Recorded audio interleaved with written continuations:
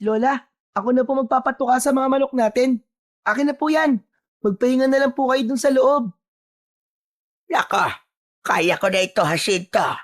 Gusto ko rin namang may ginagawa ko kahit papano sa umaga para mabanat naman ang mga buto-buto ko.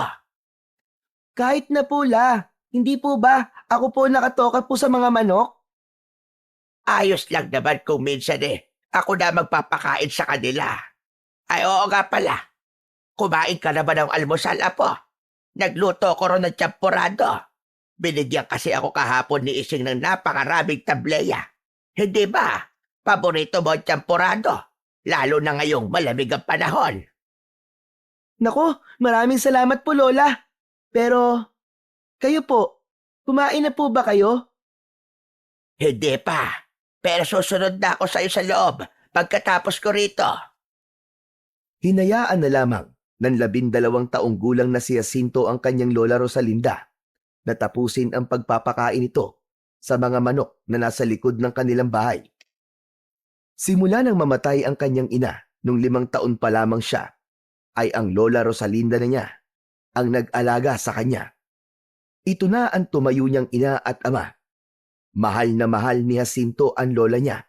Kaya naman, wala siyang ibang pangarap kundi ang makapagtapos ng pag-aaral upang magkaroon siya ng magandang trabaho. Nais niya na makaalis sila ng lola niya sa San Felipe at makapagsimula ng panibagong buhay sa ibang lugar. Gusto niya na maiparanas sa kanyang lola ang isang maginhawang buhay bago man lang sana ito pumanaw. Nang makarating si Jacinto sa loob ng kanilang bahay, ay agad siyang sumandok ng tsampurado. Maya-maya pa ay nakita niya na pumasok si Lola Rosalinda. Huminto ito sa kalendaryong nakasabit sa dingding na malapit sa may pintuan. Napansin niya ang pag-iling ng matandang babae. Naglakad na si Lola Rosalinda papunta sa kusina. Kumuha na ito ng tsampurado at umupo sa upuang nasa katapat ni Jacinto. Napansin niya ang pagkabahala sa mukha nito, kaya hindi niya napigilang magtanong. Lola, may problema po ba? Nakita ko kasi sa kalendaryo, nakabilugan na naman pala ng buwan mamayang gabi. Ganun po ba? Ibig sabihin, magiging aswang na naman po ako? Bumuntong hininga si Lola Rosalinda bago tumingin kay Jacinto at matipid na ngumiti. Apo, ilang beses na nating nalampasan na ganito. Wala kang dapat na ikatakot. Nandito ako palagi para sa iyo, Apo. Pero Lola, paano po kung may mangyari na hindi natin inaasahan? Paano po kung... Paano po kung masaktan kita? Alam kong hindi mangyayari yan. Naniniwala ako na kahit nasaan yung aswang ka, ay kilala mo pa rin ako. Isa pa, malakas ka, Jacinto. Mas malakas ka kaysa sa iniisip mo. At alam mo ba kung bakit? Dahil may puso kang mabuti. Ang pagiging aswang mo ay hindi kailanman magdidikta kung sino kang talaga. Lola, bakit po ba kasi ako naging ganito? Parang kahit kailan, hindi ako magiging normal kagaya ng mga kalaro at kaklase ko. Tumigil si Lola Rosalinda sa pagkain at hinawakan ang kamay ni Jacinto. Kaya mo yan, Apo. Lagi mong tatandaan, hindi kasamaan ang magwawagi kung pipiliin mong maging mabuti. Hindi na sumagot si Jacinto sa kanyang lola. Hinaplos niya ang mainit na mangkok ng tsampurado at pilit na inintindi ang mga sinabi ng kanyang lola. Sa kabila ng matatamis na salita nito, nanatili pa rin ang kaba sa kanyang dibdib dahil mamayang gabi, haharapin na naman niya ang madilim na bahagi ng kanyang pagkatao. Tuwing kabilugan kasi ng buwan, nararamdaman ni Jacinto ang hindi maipaliwanag na pagbabago sa kanyang katawan. Literal na nagiging aswang siya at nagkakaroon siya ng matinding pagkauhaw sa dugo. Ang sumpa na yon ay nag-ugat mula sa trahedyang nangyari sa nanay ni Jacinto. Pinagsamantalahan ito ng isang aswang, kaya nang ipinanganak siya nito, ay nasa dugo na niya ang pagiging isang aswang. Bata pa lamang si Jacinto nang malaman niya ang bagay na yon mula mismo kay Lola Rosalinda. Ayon sa lola niya, mas mabuting malaman niya na yon ng maaga dahil hindi nito kayang ilihim yon kay Jacinto habang buhay. Sa loob ng 10 taon, walang naramdamang kakaiba si Jacinto. Lumaki siyang ordinaryong bata sa piling ng kanyang lola. Ngunit nang sumapit ang kanyang ika-10 kaarawan, ay doon na nagsimula ang bangungot sa buhay niya. Nagsimula ang pagbabago. Nang unang beses na nangyari yon, ay nagtungo siya sa kulungan ng kanilang mga manok. Sa gulat ni Lola Rosalinda, natagpuan niyang duguan ang mga manok kinaumagahan at si Jacinto ay nanginginig sa isang sulok habang puno ng dugo ang kanyang mga kamay at muka. Kinagabihan, bago sumapit ang 12:00 ng hating gabi, ay hawak na ni Lola Rosalinda ang isang makapal na lubid, habang si Jacinto naman ay nakasandal na sa matibay na haligi ng kanilang kubo. Alam nilang dalawa na ilang minuto na lamang ay magiging aswang na nga si Jacinto. Maingat na inikot ni Lola Rosalinda ang lubid sa katawan ni Jacinto at siniguro nitong mahigpit ang pagkakatali nun. Matapos maitali ni Lola Rosalinda sa haligi, ay naawa itong tumingin kay Jacinto. Patawarin mo ko, Apo. Hindi ko gustong gawin ito sa'yo. Wala po kayong dapat na ihingi ng tawad, Lola. Dapat pa nga po ako magpasalamat kasi kahit ganito po ako, hindi niyo po ako iniiwan. Pinunasan ni Lola Rosalinda ang namumuong luha sa kanyang mga mata. Saka inilapit ang muka sa noo ni Jacinto at hinalikan ito. Hindi kita kailanman iiwan, Apo. Kahit ano o sino ka pa. Mahal na mahal kita, Apo ko. Ngunit bago pa makapagsalita muli si Jacinto, isang malamig na hangin ang dumaloy sa loob ng kubo. Nagsimula ng manginig ang katawan ng bata at naramdaman niya ang unti-unting paggapang ng init sa kanyang mga ugat. Ang kanyang mga kamay ay nanginig habang marahang tumutulis ang kanyang mga kuko. Ang kanyang balat ay naging magaspang at nangitim ng bahagya. Humingal siya at pilit niyang nilabanan ang hindi maiwasang pagbabago sa kanyang katawan. Naramdaman niya ang pagtulis ng kanyang mga ngipin. Nagpakawala si Jacinto ng mahinang pag-angil. Nagpumiglas siyang makawala sa pagkakatali pero hindi siya nagtagumpay dahil sadyang matibay ang pagkakatali ni Lola Rosalinda. Nakatayo ito sa gilid. Bakas sa mukha nito ang takot pero hindi ito umalis sa tabi ni Jacinto. Sa wakas, natapos na ang pag-aanyong aswang ni Jacinto. Nanatili pa rin si Lola Rosalinda sa tabi ni Jacinto habang nagdarasal na sana ay makayanan nilang muli ang gabing yon. Matapos maging aswang ni Jacinto, ay nagmamadaling lumabas ng kubo si Lola Rosalinda. Bit-bit ang isang lampara. Nagsimulang magwala si Jacinto. Nagpumiglas siya habang pilit na kumakawala sa pagkakatali. Tumilapon ng isang bangko nang tumama ang kanyang mga paa roon. Nanunuyo ang lalamunan niya at alam niya na walang makakaalis ng pagkauhaw na yon, kundi sariwang dugo lamang. Ilang minuto ang lumipas bago bumalik si Lola Rosalinda. May bit-bit ito na isang buhay na manok. Maingat ngunit mabilis na pinatay ni Lola Rosalinda ang manok gamit ang kutsilyo. Pinatulo nito ang dugo ng manok sa isang mangkok. Nang halos naubos na ang dugo ng manok, ay agad nitong inilapit yon sa bibig ni Jacinto. Uhaw na inubos ni Jacinto ang sariwang dugo ng manok na nasa mangkok. Matapos niyang maubos ang sariwang dugo, ay unti-unting kumalma si Jacinto. Nakita ni Jacinto si Lola Rosalinda na umupo sa isang sulok ng kubo habang may awang nakatingin sa kanya. Umaga na nang magising si Jacinto. Ang sinag ng araw ay unti-unting pumasok sa siwang ng dingding at bintana ng kanilang kubo.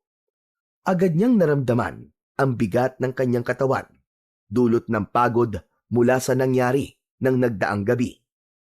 Tumingin siya sa paligid.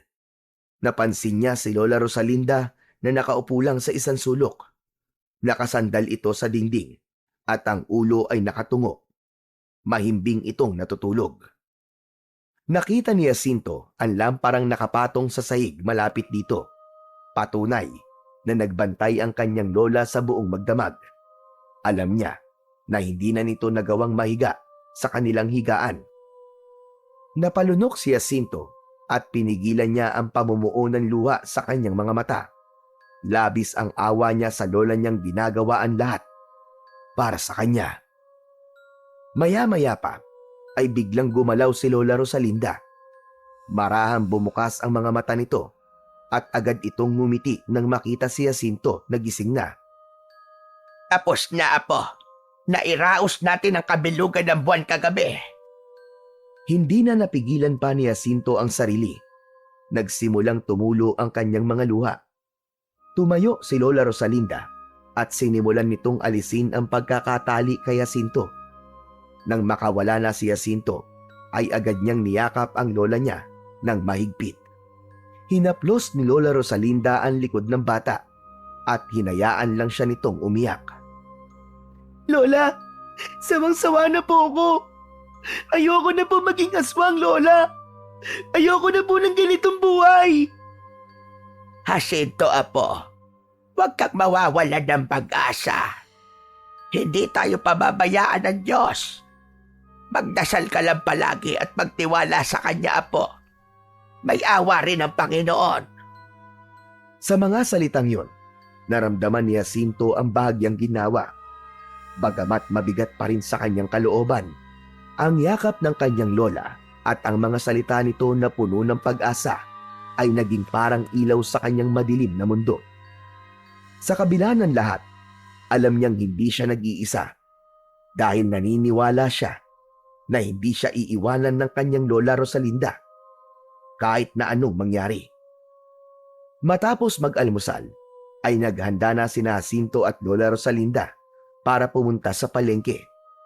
Bitbit ni Jacinto ang kanilang bayong habang naglalakad sila sa makitid na daan na pinaliligiran ng mga punong kahoy at matataas na dayami. Ang mga tunog ng mga ibon at huni ng kuliglig ay sumasabay sa kanilang bawat takbang. Habang nagkwekwentuhan sila, ay nakasalubong nila si Ka Pablo, ang kilalang albularyo sa kanilang lugar. Rosalinda! Jacinto! Aba, mabuti nakita ko kayo! Mag-iingat kayo ha! Mukhang nagsisimula na namang umatake ang mga aswang dito sa San Felipe! Paano mo naman nasabi yan, Pablo? Aba, kaninang umaga, natagpuan ng ating kapitan na patay na mga alaga niyang kambing. Sa itsura ng mga sugat at paraan ng pagpatay sa mga kambing, sigurado kong aswang ang yumari doon.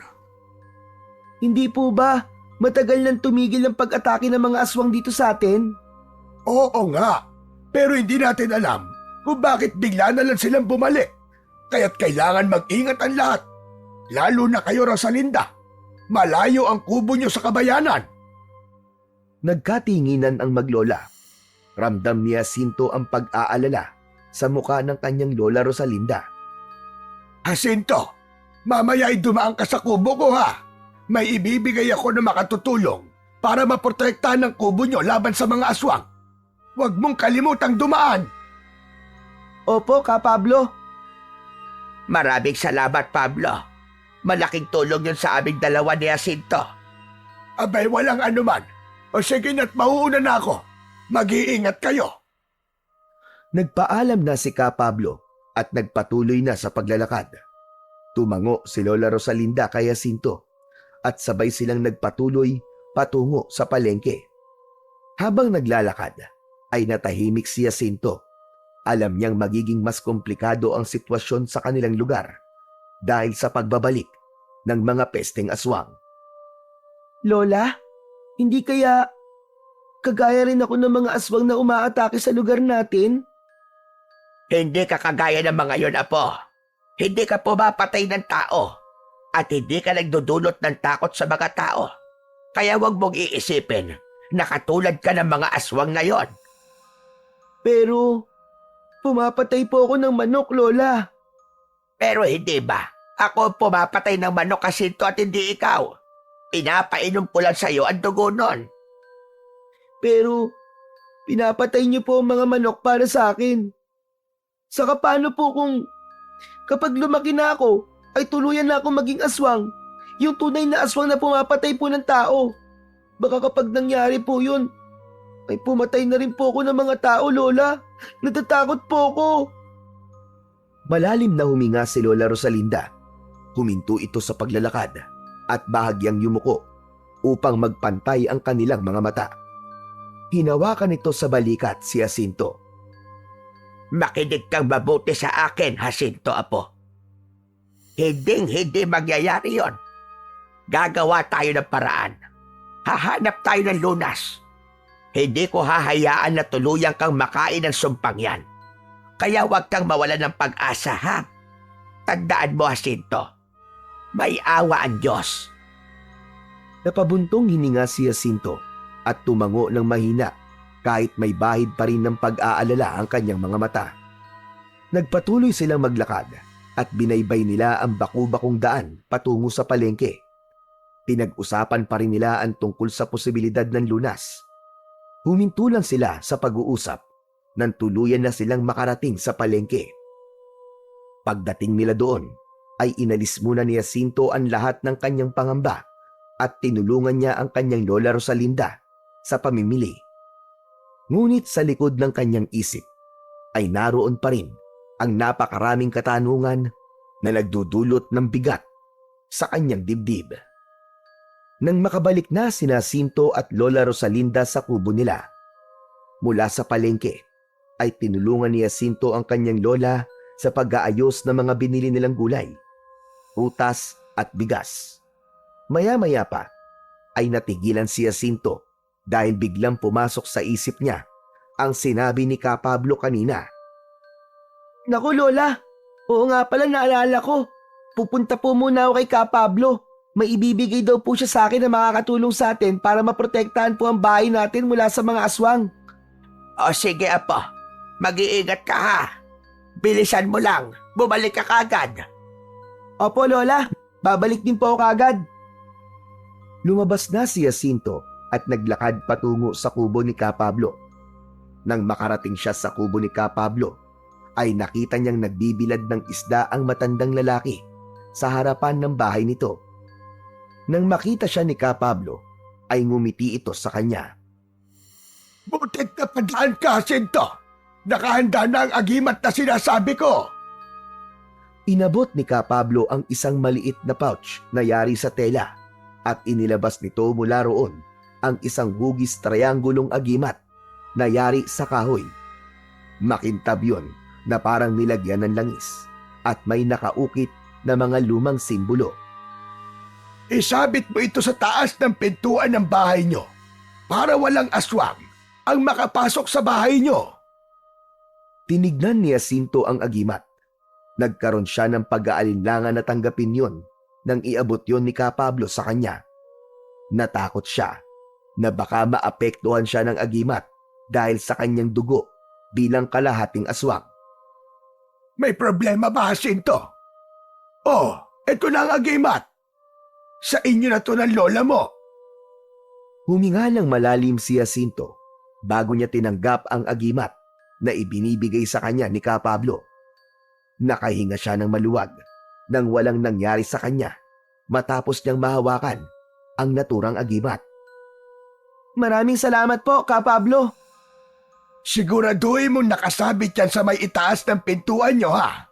Sigurado ko na magiging madalas na ang pag-atake ng mga aswang dito sa atin.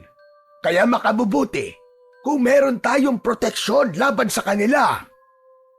Tumango si Jacinto at inilagay ang agimat sa loob ng kanyang bulsa. Nagpasalamat muli siya bago nagpaalam kay Ka Pablo. Pagtalikod ni Jacinto ay bigla siyang napahinto at muling humarap kay Ka Pablo. Bakit? May nakalimutan ka ba, Jacinto? Akala ko ba'y uuwi ka na? Ka Pablo? Pwede po ba akong magtanong sa inyo? Ano yun, iho? Tungkol saan? Marami po ba kayong alam tungkol po sa mga aswang? Abay, oo naman, Jacinto. Ang tatay ko kasi ay kilalang antingero noon sa probinsya namin. Manunugis din siya ng mga aswang. Marami ako natutunan sa kanya tungkol sa mga aswang na yan. Itatanong ko rin po sana kung may paraan po ba para mawala po ang pagkaaswang ng isang tao. Abay, meron. Pero hindi basta-basta. Hanggat hindi pa nakakakain ng tao ang isang aswang, may pag-asa pang mawala ang pagiging aswang sa dugo niya. Pero kailangan nyo ng mahabang ritual. Nabuhayan ng loob si Jacinto. Napakapit siya sa agimat na nasa kanyang bulsa. Kaya niyo po bang gawin ang ritual na yon, Ka Pablo? Oo naman. Noon, may kakilala ko na nahawaan ng pagiging aswang. Ang akala niya ay wala na siyang pag-asa. Pero nagawa ko siyang tulungan. Mahirap ang proseso, oo. Pero nagtagumpay kami. Sandali lang. Bakit mo naman naitanong ang mga yan? May kilala ka bang aswang, ha? Bahagyang nanlamig si Jacinto. Hindi siya handang ipahayag ang kanyang lihim kay Ka Pablo. Agad siyang umiling at pinilit na ngumiti. Wala po. Wala po, Ka Pablo. Naisip ko lang po ang mga tanong na yon kasi curious lang po ako eh. Bigla na lang po kasing umatake ang mga aswang dito sa lugar natin. Sige po, Ka Pablo. Aalis na po ako. Tinihintay na po ako ni Lola. Ganun ba? O sige. Kung may kailangan ka pa, dumaan ka lang dito ulit. Salamat po ulit, Ka Pablo. Mabilis na tumalikod si Jacinto at naglakad palayo sa bahay ni Ka Pablo. Habang naglalakad pa uwi, ramdam niya ang bahagyang paggaan ng bigat ng kanyang dibdib. Ang mga sinabi ni Ka Pablo ay nagbigay sa kanya ng munting pag-asa. Napagtanto niya na hindi pa huli ang lahat at may paraan pa pala upang mawala ang pagiging aswang niya. Nang makauwi na si Jacinto sa kanilang kubo, ay agad niyang inabot sa kanyang lola ang dala niyang agimat na ibinigay ni Ka Pablo. Lola, yan po yung sinasabi ni Ka Pablo na agimat para protektahan po ang bahay natin laban po sa mga aswang. Paano raw ba ito gagamitin? Sinabi po niya na kailangan daw po yan isabit sa taas ng pintuan. Kapag nakasabit na daw po yan doon, ay hindi raw po makakapasok ang mga aswang sa bahay natin. Sigurado pong protektado na tayo, Lola. Hindi na nag-aksaya ng oras si Lola Rosalinda. Kumuha ito ng maliit na pako at martilyo. Tumungtong ito sa maliit na bangko at bahagya nitong ibinaon ang pako sa itaas ng pintuan. Matapos yon, ay sinabit nito ang agimat doon. Bumaba na si Lola Rosalinda. Pagkatapos ay humarap kay Jacinto. Mabuti na lang at may kagaya ni Ka Pablo dito sa lugar natin na handang tumulong kahit walang kapalit. Sana nga ay magawa nitong protektahan tayo laban sa mga aswang. Lola, alam niyo po, may sinabi po si Ka Pablo kanina tungkol po sa mga aswang. Anong sabi niya tungkol sa mga aswang? Huminga ng malalim si Jacinto bago nagsalita. Sinabi po niya na may paraan pa raw po para mawala po ang pagkaaswang ng isang tao, lalo na po kung hindi pa po ito nakakakain ng tao. May ritual daw po na pwedeng gawin, pero mahaba at mahirap daw po ang proseso, Lola. Naisip ko lang po na baka pwede po tayong humingi ng tulong kay Ka Pablo para mawala naman po ang pagiging aswang ko. Hindi, Jacinto. Hindi tayo pwedeng lumapit kay Ka Pablo para sa kanyang bagay. Pero bakit naman po? May pag-asa pa po, Lola. Kung tutulungan niya tayo, baka mawala po itong sumpa sa akin. Lola, ayoko na po maging ganito. Ayoko na po maging aswang. Jacinto, apo, hindi mo kasi naiintindihan eh. Kapag nalaman ni Ka Pablo ang totoo tungkol sa'yo, baka kung ano pang isipin niya, abay baka mapahamak ka. Pero sinabi niya po sa akin, Lola, na may natulungan na po siyang kagaya ko. Alam po niya kung paano tanggalin po ang sumpa. Sigurado po ako na wala siyang gagawing masama sa akin. at hindi niya po kayo ipapahamak. Hindi tayo sigurado dyan, Apo. Kapag nalaman niyang isa kang aswang, baka ituring ka niyang kaaway. Ayoko may mangyaring masama sa'yo. Sana naman ay naiintindihan mo ako, Apo. Pero huwag ka mag-alala at pag-iisipan ko bagay na yan. Pero sa ngayon ay huwag muna. Nakikiusap ako sa'yo. Tumango na lamang si Jacinto. Kahit halata sa kanyang muka ang pagkadismaya. Naiintindihan niya ang desisyon ng kanyang lola. Ngunit mas matindi ang kagustuhan niyang mawala na ang pagiging aswang sa dugo niya. Kaya hindi naging maganda ang pakiramdam niya sa pagtanggi ni Lola Rosalinda na humingi sila ng tulong kay Ka Pablo. Nang mga sumunod na gabi, sunod-sunod ang naging pag-atake ng mga aswang sa San Felipe. Walang sinanto ang mga nilalang na yon. Lahat ay biniktima ng mga aswang mula sa mga magsasakang pauwi galing bukid, mga bata na naiwan sa labas ng bahay pagsapit ng dilim, at maging ang ilang kabahayan na kahit na nakakandado ay nagagawang pasukin ng mga aswang. Sa gitna ng kaguluhang yon, nanatiling ligtas ang kubo ni Jacinto. Hindi nagawang makalapit ng kahit isang aswang doon dahil sa agimat na nakasabit sa itaas ng kanilang pintuan. Bagamat ligtas sila, ramdam ni Jacinto ang sakit sa bawat alingawngaw ng sigaw at iyak ng mga biktima mula sa iba't ibang dako ng kanilang baryo. Habang patuloy ang pagdanak ng dugo sa San Felipe, unti-unting lumalim ang konsensya ni Jacinto. Habang sila ng lola niya ay natutulog ng payapa sa ilalim ng proteksyon ng agimat, alam niyang marami ang walang ganong kaligtasan at proteksyon. Ang takot ay mabilis na bumalot sa buong baryo. Bawat pinto ay mahigpit na nakakandado bago pa man lumubog ang araw, at halos wala ng tao ang naglalakas ng loob na lumabas ng bahay pagkagat ng dilim. Ang mga kalye ng San Felipe ay naging tahimik pagsapit ng gabi. Para kay Jacinto, isa yung paalala na sa kabila ng kaligtasan nila ni Lola Rosalinda ay marami pa rin ang nagdurusa dahil sa mga nilalang na kagaya niya. Isang umaga, pagpasok ni Jacinto sa kanilang kubo, ay nakita niya ang kalendaryong nakasabit sa dingding. Lumapit siya roon upang alamin kung kailan ang susunod na kabilugan ng buwan. Napalunok siya at biglang bumilis ang tibok ng kanyang puso nang malaman niya na ilang gabi na lang pala ay magiging aswang na naman siya uli. Kahit maraming beses nang nangyayari yon, ay hindi pa rin sanay si Jacinto.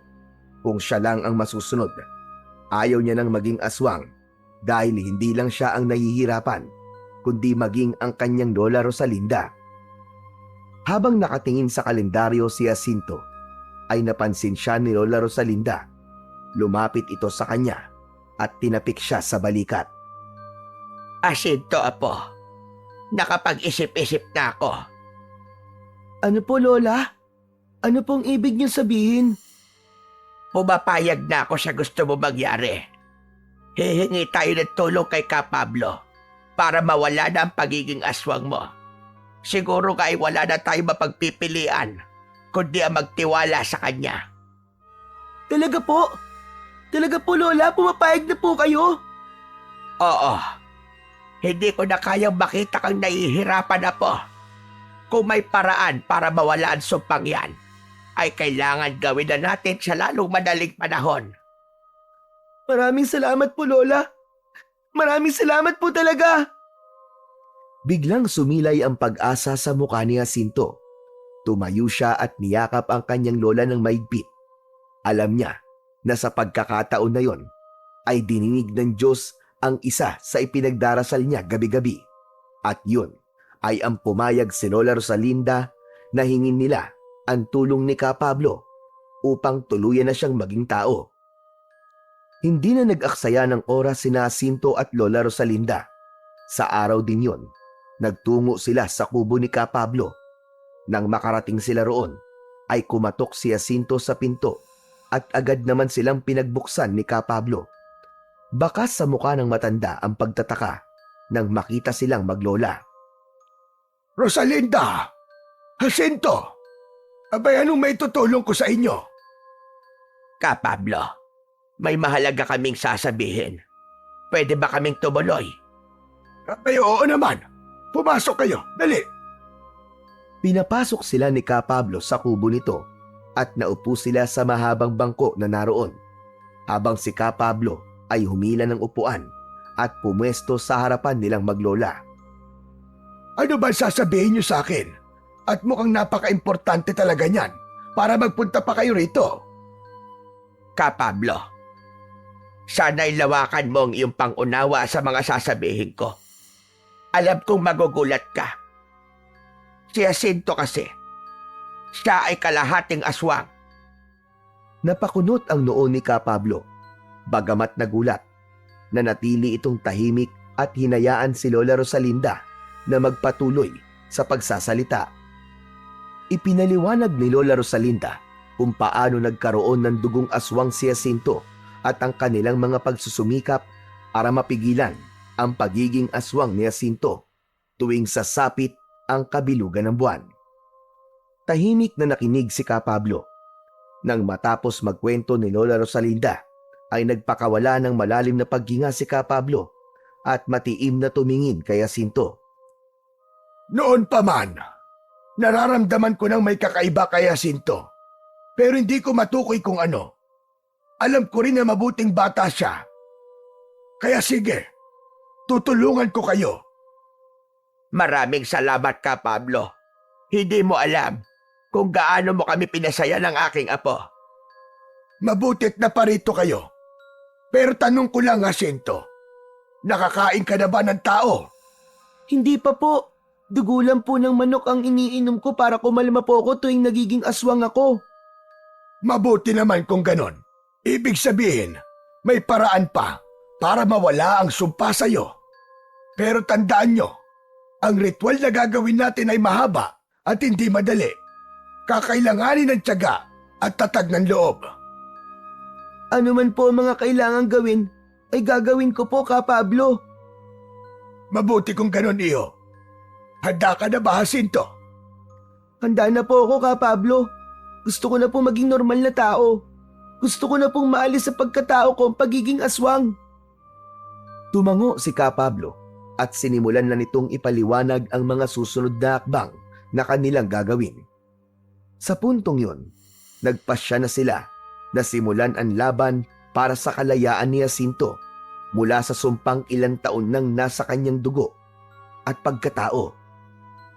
Simula noon ay sinimulan na kagad ni Ka Pablo ang proseso ng ritual upang alisin ang pagiging aswang ni Jacinto. Ginawa nila ang ritual sa bahay ni Jacinto tuwing gabi upang walang makaalam ng kanilang ginagawa. Gumamit si Ka Pablo ng mga sinaunang paraan at kagamitan sa ritual.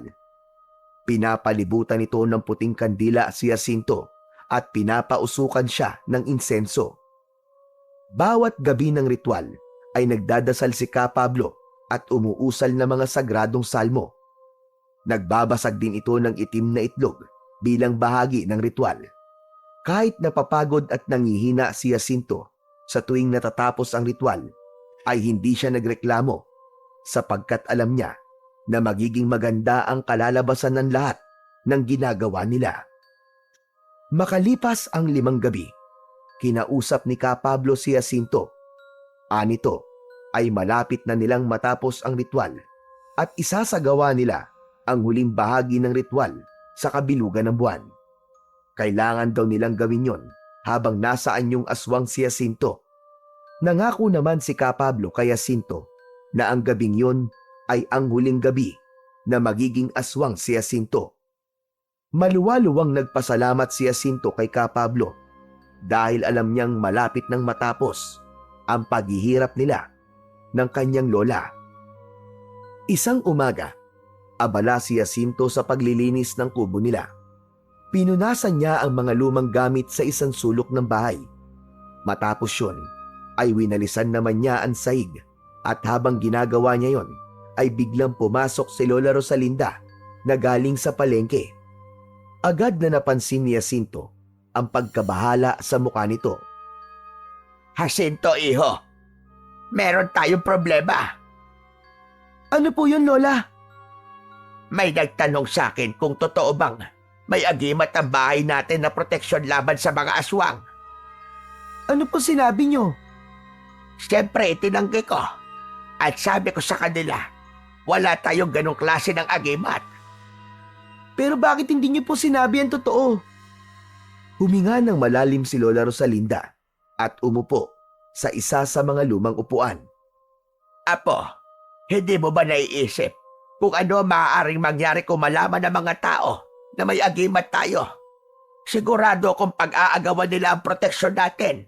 Ang agimat na ibinigay sa atin ni Ka Pablo ay para sa atin lamang. Abay, paano kung may magtangkang nakawin yon? Paano kung masaktan tayo dahil sa inggit ng iba? Sa bagay, tama po kayo, Lola. Mas mabuti nga pong walang makaalam ng tungkol sa agimat na meron ng bahay natin. Ang agimat na yun, Apo, ay isang biyaya. Pero maaari rin itong maging sumpa kung hindi natin iingatan. Kaya tandaan mo, Jacinto, huwag mong sasabihin sa kahit na sino ang tungkol sa agimat na ibinigay sa atin ni Ka Pablo. Opo, Lola, pangako po. Hindi ko po ipagsasabi sa iba. Oo nga po pala, Lola. Mamayang gabi na pala ang huling bahagi ng ritual. Natigilan si Lola Rosalinda sa sinabing yun ni Jacinto. Maya-maya pa ay napangiti ito. Oo nga pala, no. Bilog na naman ang buwan mamayang gabi. Sa wakas, matatapos na rin ang lahat ng ito. Makakalaya ka na rin sa pagiging aswang, Apo. Kaya nga po pagkatapos po ng ritual mamaya, mawawala na po ang pagiging aswang sa dugo ko. Hindi na po ako magiging aswang uli. Pwede na po tayo mabuhay ng normal, Lola. Salamat sa Diyos. Sa wakas, Jacinto, makakabalik na tayo sa dati-dating buhay. Hindi mo na kailangan magtago o magtiis. At hindi ko na kailangan matakot na baka ano pang mangyari sa'yo kapag may nakaalam ng sekreto natin. Lumapit si Jacinto sa lola niya at naupo sa tabi nito. Hinawakan niya ang kamay ng matanda at matamis siyang ngumiti. Lola, salamat po sa pagtitiis niyo sa akin. Kung hindi po dahil sa inyo, hindi ko po ito malalampasan. Apo, kahit na ano pa man ang mangyari, nandito lang ako. Ang mahalaga, malampasan na natin ang pagsubok na ito. At mamaya, tuluyan na tayong magiging malaya. Niyakap ni Jacinto si Lola Rosalinda. Nadama niya sa yakap na yon ang bagong pag-asa para sa kanilang dalawa. Sa isip niya, ang gabi na parating ay hindi lamang magiging pagtatapos ng isang sumpa, kundi simula ng isang bagong kabanata sa kanilang buhay. Kinagabihan, hindi na natulog si Jacinto. Sa loob ng kubo, naghanda na sila para sa huling bahagi ng ritual. May kaba sa puso ni Jacinto habang palakad-lakad siya sa loob ng bahay. Paminsan-minsan ay sumisilip siya sa bintana. Si Lola Rosalinda naman ay nakaupo sa isang lumang upuan habang mahigpit ang hawak sa rosaryo at nagdarasal. Maya-maya pa, napatingin si Jacinto sa lola niya. Lola, darating kaya si Ka Pablo? Bago pa man makasagot si Lola Rosalinda, isang malakas na sigawan mula sa labas ang bumasag sa katahimikan ng gabi. Nakarinig sila ng mga taong umiiyak at humihingi ng tulong. Halos tumayo ang balahibo ni Jacinto sa narinig nila. Lola, ang mga aswang! Umaatake na naman po sila! Paano po kung hindi makapunta dito si Ka Pablo? Paano na po ang ritual? Tumayo si Lola Rosalinda at nilapitan ang apo.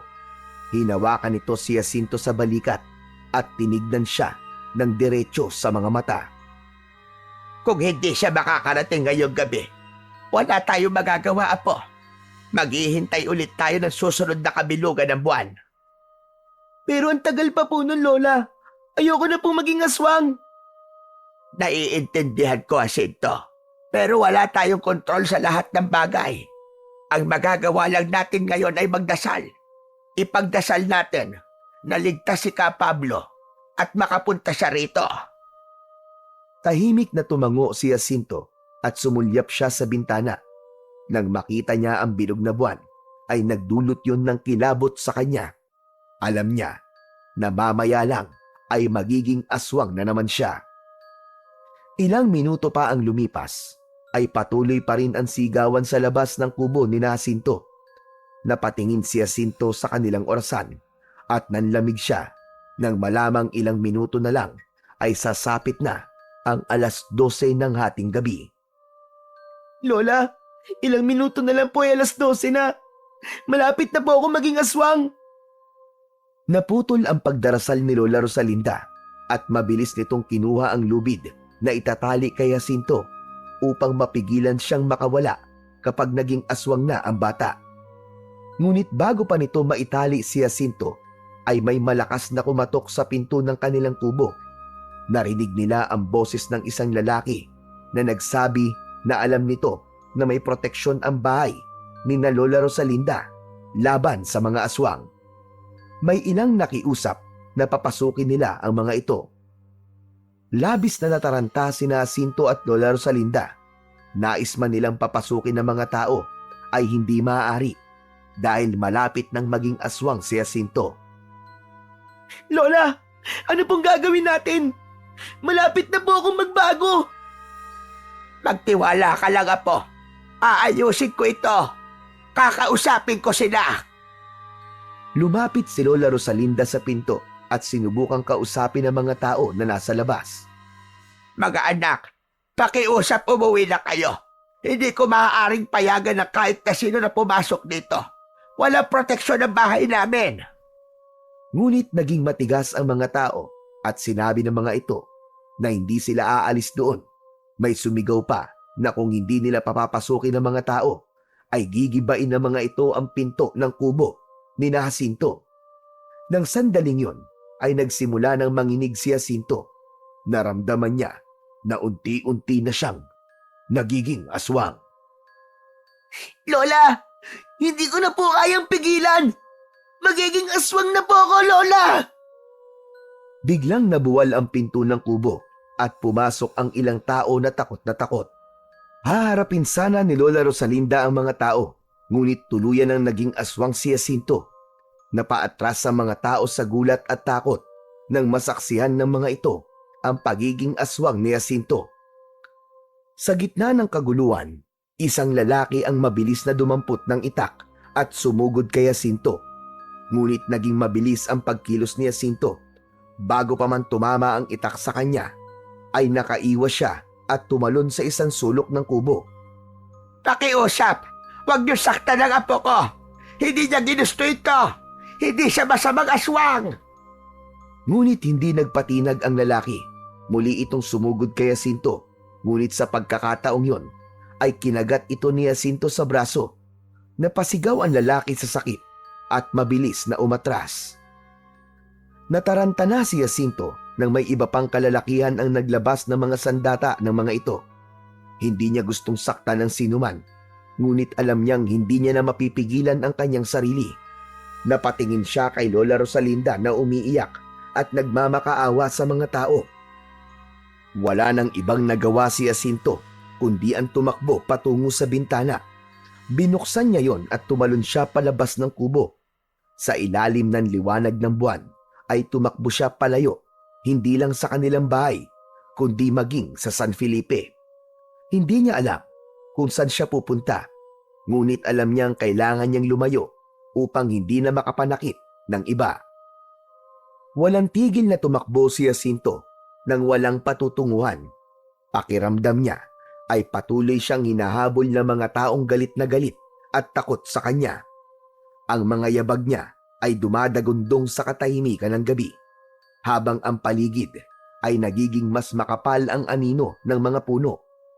Hindi niya namalayan na napasok na pala niya ang masukal na bahagi ng kagubatan.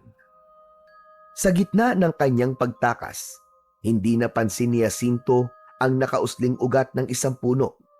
Natapilok siya, nawalan ng balanse at bumagsak ng malakas sa mabatong lupa. Tumama ang kanyang noo sa isang malapad na bato. Naramdaman niya ang mainit-init na dugo na umagos mula sa sugat sa noo niya na nilikha ng aksidente na yon. Sinubukan niyang tumayo, ngunit unti-unting nanlabo ang kanyang paningin. Hindi nagtagal, tuluyang nilamon ng dilim ang kanyang paligid at tuluyan siyang nawalan ng malay. Umaga na nang muling magkamalay si Jacinto. Napagtanto niya na nakahiga siya sa isang papag na gawa sa kawayan. Luminga siya at nalaman niya na nasa loob siya ng isang kubo. Hindi pamilyar sa kanya ang bahay na yon, kaya nakaramdam siya ng takot. Dahan-dahan siyang bumangon, ngunit napahawak siya sa kanyang noo nang sumakit yon. Bumalik sa kanyang alaala ang nangyari kagabi. Muli siyang luminga sa paligid, pero kahit na anong pag-iisip ang gawin niya, ay hindi niya kayang malaman kung nasan siya. Makalipas ang ilang minuto, ay biglang bumukas ang pinto. Pumasok ang isang lalaki na matangkad. Malapad ang balikat at may matitigas na ekspresyon sa muka. May mga peklat ito sa braso at maging sa muka nito. Napaatras si Jacinto at sumiksik siya sa sulok habang nakatitig sa bagong dating. Sino ka? Nasaan ako? Kumalma ka lang. Wala kang dapat ikatakot. Hindi kita sasaktan. Paano ko kakalma? Hindi kita kilala. Sino ka ba? Ako si Lukban. Ako nakakita sa'yo kagabi sa gubat. Sugatan ka. Kaya dinala kita rito para gamutin. Hindi alam ni Jacinto kung paniniwalaan niya ang sinabi ng lalaki. Patuloy siyang nakatitig dito. Bakit mo ako tinulungan? Anong kailangan mo sa akin? Wala. Wala akong kailangan sa'yo. Sadyang kailangan mo ng tulong, kaya tinulungan kita. Kung gusto mong umalis, bahala ka. Pero hindi mo pa kaya sa lagay mo ngayon. Nasaan po ako? Anong lugar po ito? Nasa gitna ka ng kagubatan. Malayo na sa San Felipe, kaya ligtas ka rito. Tinitigan ni Jacinto ang lalaki. Hindi pa rin maalis ang kaba niya, ngunit parang may kakaibang katiwasayan siyang naramdaman sa presensya ni Lukban. Maaari na ba akong lumapit sa'yo? Napakurap si Jacinto. Hindi siya sigurado, pero sa huli ay marahan siyang tumango. Unti-unting lumapit si Lukban sa kanya at umupo sa gilid ng papag. Hindi nito inalis ang pagkakatitig dito sa kanya. Hindi na nakatiis si Jacinto at nagsalita na siya. Teka, bakit mo ako tinitignan ng ganyan? Anong pangalan mo? Ako po si Jacinto. Bahagyang tumango si Lukban. May saglit na katahimikan bago ito muling nagsalita. Alam kong may dugong aswang ka, Jacinto. Hindi mo yun may pagkakaila sa akin. Nanlaki ang mga mata ni Jacinto. Kumabog ng malakas ang kanyang dibdib. Mabilis siyang tumalon mula sa papag at tumakbo papunta sa pinto. Hindi niya alam kung paano nalaman ni Lukban ang lihim niya. Pero isa lang ang naisip niya. Papaslangin siya nito dahil alam nito na aswang siya. Ngunit bago pa siya makalabas, isang mabilis na kilos mula kay Lukban ang pumigil sa kanya. Hinawakan nito ng maigpit ang kanyang braso. Hinila siya nito pabalik. Nagpumiglas siya, pero masyadong malakas si Lukban at wala siyang laban dito. Huwag kang matakot, bata. Wala akong balak na saktan o patayin ka. Hindi ba't yun naman ang ginagawa ng mga tao sa mga aswang? Pinapatay? Huwag ka mag-alala. Hindi kita papatayin. Dahil gaya mo, ay isa rin akong aswang, Jacinto. Napakurap si Jacinto at tumigil siya sa pagwawala. Nanlamig siya nang tignan niya si Lukban ng diretsyo sa mga mata nito. Tama ang narinig mo. Isa akong aswang. Ako ang pinuno ng mga aswang na naninirahan sa kagubatang ito. At kami rin ang umaatake sa San Felipe. Natuyo ang lalamunan ni Jacinto. Hindi niya alam kung ano ang kanyang mararamdaman ng sandaling yon. Nanatili siyang tahimik habang nakatitig kay Lukban.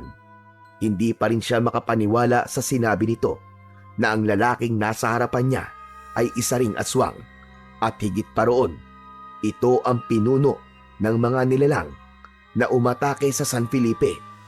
Ramdam niya ang panlalamig ng kanyang katawan pero nagpatuloy si Lukban sa pagsasalita. Tinulungan kita dahil alam kong isa kang aswang. Hindi ko pwedeng pabayaan ang kauri ko, lalo na't alam ko na maaari kang dumagdag sa puwersa ng aming samahan. Napakuyom ang kamao ni Jacinto. Hindi niya alam kung dapat ba siyang magpasalamat o matakot. Pero hindi niya mapigilan ang galit sa kanyang dibdib nang maalala ang sinapit ng kanilang baryo. Hindi niyo dapat pinapatay ang mga tao sa San Felipe o kahit saan lugar pa. Ginagawa lang namin ang natural na gawain ng mga aswang. Kailangan naming mabuhay. At ang laman at dugo ng tao ang pagkain namin. Ang pagkain natin. Kahit aswang ako, hindi ako kailanman pumatay ng tao. Dahil kalahati pa lang ang pagiging aswang mo. Hindi ka pa nagugutom sa dugo at laman ng tao. Dahil hindi pa buo ang pagkaaswang mo, Jacinto. Pero oras na tumungtong ka sa edad na 18, magbabago ang lahat. Nanlaki ang mga mata ni Jacinto. Mas lalo siya nanlamig sa mga sinabi ni Lukban. Doon mo mararamdaman ang tunay na pagkauhaw na hindi maiibsan ng simpleng pag-inom ng dugo ng hayop. At kapag dumating ang araw na yon, papatay ka rin ng tao. Labis na nagimbal si Jacinto sa kanyang narinig. Napaatras siya. Gusto niyang takasan ang mismong katotohanang ibinunyag ni Lukban sa kanya. Ngunit aminado siya na malaki ang posibilidad na mangyari ang lahat ng sinabi ng pinuno ng mga aswang. Dahil sa wala nang mapupuntahan, nagpasya si Jacinto na manatili sa lugar ng mga aswang sa kabila ng matinding kaba at disgusto sa paligid niya. Sa araw-araw na kanyang pananatili roon, ay lalo siyang nababalot ng takot at pagkasuklam sa buhay na nakikita niya roon. Ang bawat kubo ay puno ng mga nakasampay na piraso ng karne ng tao, habang ang amoy ng dugo ay tila hindi nawawala sa hangin.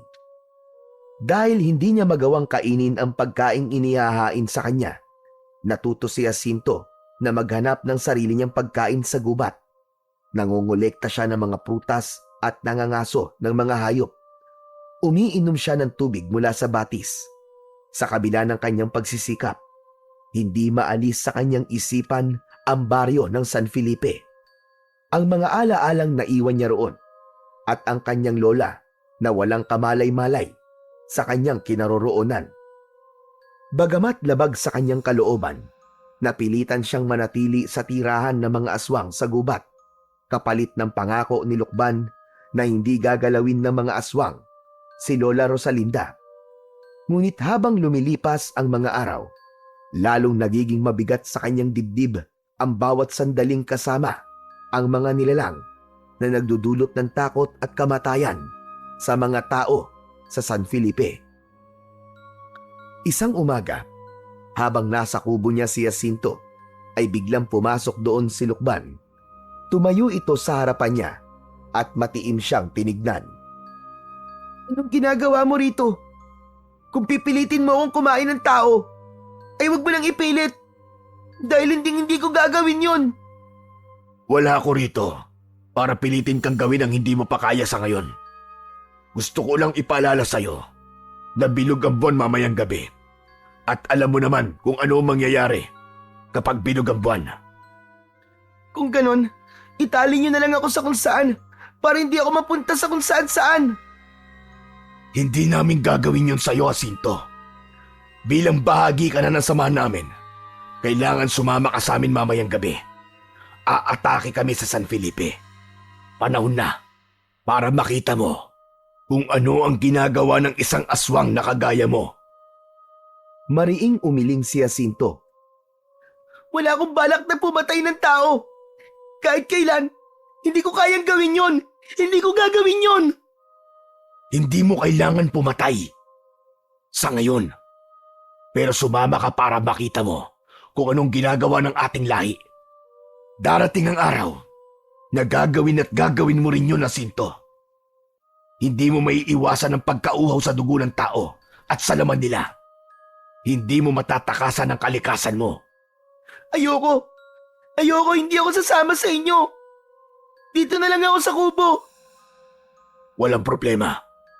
Pero kung ayaw mo sumama, wala akong magagawa kundi paalisin ka rito. Hindi ko kayang protekta ng isang tulad mo na hindi marunong sumunod sa mga patakaran ng sama na ito. Kung gusto mong mabuhay sa sarili mong paraan, bahala ka. Pero itong tandaan mo, wala nang ligtas na lugar para sa'yo. Kundi dito lang. Dito lang sa lugar ko, Jacinto. Nangibabaw ang takot sa puso ni Jacinto sa sinabing yun ni Lukban. Alam niya na kung aalis siya roon ay wala na siyang mapupuntahan. Hindi siya maaaring bumalik sa San Felipe at hindi rin niya alam kung paano mabubuhay ng mag-isa sa gitna ng kagubatan. Napilitan siyang tumango kahit labag sa kalooban niya. Oo na! Sasama na ako! Mabuti naman kung ganon. Maganda ka na para mamayang gabi. Nang umalis na si Lukban, ay parang may matalim na kutsilyong bumaon sa dibdib niya. Alam ni Jacinto na ang gagawin niyang pagsama sa mga aswang ay isang hakbang upang mas lalo siyang mapalapit sa mundo ng mga aswang na pilit niyang nilalabanan. Ngunit wala na siyang ibang pagpipilian. Pagsapit ng gabi, ay nanatili si Jacinto sa loob ng kubo. Totoo ang sinabi ni Lukban dahil sa labas ay bilog na bilog ang buwan. Hindi siya mapakali, kaya panay ang lakad niya pabalik-balik sa iisang direksyon. Nanginginig ang kanyang mga kamay at ramdam niya ang malamig na pawis na tumutulo sa kanyang sentido. Anong gagawin ko? Anong gagawin ko? Dapat ba talaga ako sumama kina Lukban sa pag-atake sa San Felipe? Napalunok si Jacinto nang maramdaman niya ang init na bumalot sa kanyang katawan. Napahawak siya sa kanyang dibdib dahil tila may umaapoy sa loob ng kanyang katawan. Napapikit si Jacinto, lumalim ang paghinga niya at sa isang iglap ay nag-anyong aswang na siya. Napaluhod siya at isang malakas na alulong ang kanyang pinakawalan. Bumukas ang pinto ng kubo at pumasok si Lukban na nasa anyo na rin ng isang aswang. Ang mga mata nito ay nagliliyab sa dilim at ang malalaki nitong pangil ay kitang-kita. Tumayo ito sa harapan ni Jacinto. Oras na, Jacinto. Aalis na tayo. Halika na. Sumama ka na sa amin. Walang sagot si Jacinto. Nakatingin lang siya kay Lukban habang nanginginig ang kanyang buong katawan. Tumayo siya at sumama na kay Lukban. Sa labas ay naroon ang iba pang mga aswang. Tumitig ang mga ito kay Jacinto na parang tinatanggap siya bilang bahagi ng kanilang grupo. Tahimik na sumunod si Jacinto kay Lukban at sa iba pang mga aswang. Tinahak nila ng mabilis ang daan palabas ng gubat upang umatake sa San Felipe. Mabilis na gumalaw ang mga aswang na parang lahat ay sabik na makakain ng sariwang laman ng tao. Nang marating nila ang San Felipe, kahit nasaan yung aswang si Jacinto, ay may parte pa rin ng puso niya ang natakot sa sasapitin ng mga tao sa San Felipe sa gabing yon, sa kamay ng mga aswang. Nang sumalakay ang mga aswang, ay labis na kinilabutan si Jacinto habang pinagmamasdan niya ang malagim na pag-atake. Sa isang iglap, napuno ang gabing yon ng mga iyak at paghingi ng tulong ng mga tao. May iba na nagmamakaawa sa mga aswang, pero alam ni Jacinto na walang silbi ang pagmamakaawa ng mga tao dahil walang ibang nasa isip ang mga aswang na naroon, kundi ang maibsan ang labis na pagkauhaw at gutom na nararamdaman ng mga ito. Habang patuloy ang lagim sa San Felipe, unti-unting napuno ng panginginig ang katawan ni Jacinto. Kahit nasaan yung aswang siya, ramdam niya ang matinding pagkasuklam sa kanyang sarili. Ang paligid ay puno ng dugoang bangkay. at ang alingasaw ng kamatayan ay bumalot sa hangin. Hindi niya kayang maging bahagi ng karumal-dumal na pangyayaring yon. Nang matapos ang pag-atake, mabilis na tumakbo sina Lukban at ang iba pang aswang pabalik sa kagubatan. Sumabay si Jacinto sa mga ito kahit nanginginig pa rin ang katawan niya sa kanyang nasaksiyan.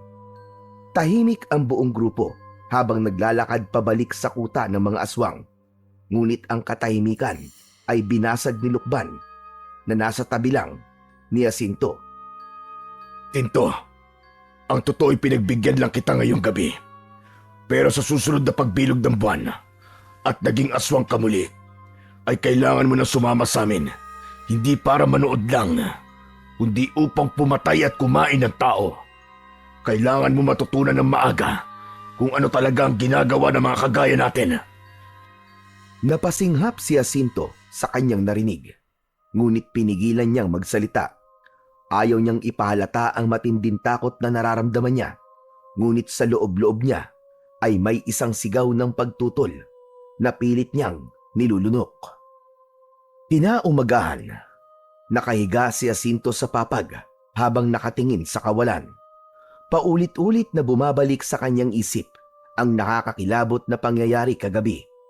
Ramdam pa rin niya ang bigat sa kanyang dibdib. Ang tanong sa sarili kung paano siya napunta sa ganong sitwasyon. Napabalikwas siya ng bangon nang bumukas ang pinto at pumasok si Lukban. May dala itong isang maliit na sisidlan na puno ng iba't ibang prutas. Tahimik nitong inilapag ang sisidlan sa tabi ni Jacinto bago naupo sa isang silya malapit sa kanya. Kumain ka na muna. Alam kong pagod ka pa. Tinignan ni Jacinto ang mga prutas, ngunit hindi niya magawang galawin ang mga yon. Hindi niya alam kung kaya pa niyang lunukin ang kahit na anong pagkain ng oras na yon. Alam ko nagulat ka sa nakita mo kagabi. Pero kailangan mo mamulat ng maaga, Jacinto. Hindi ka maaaring manatiling ganyan. Isang araw, magiging ganap ang pagiging aswang mo. Mas mabuting matutunan mo na ngayon kung paano mabubuhay. Alam kong may dugong aswang ako.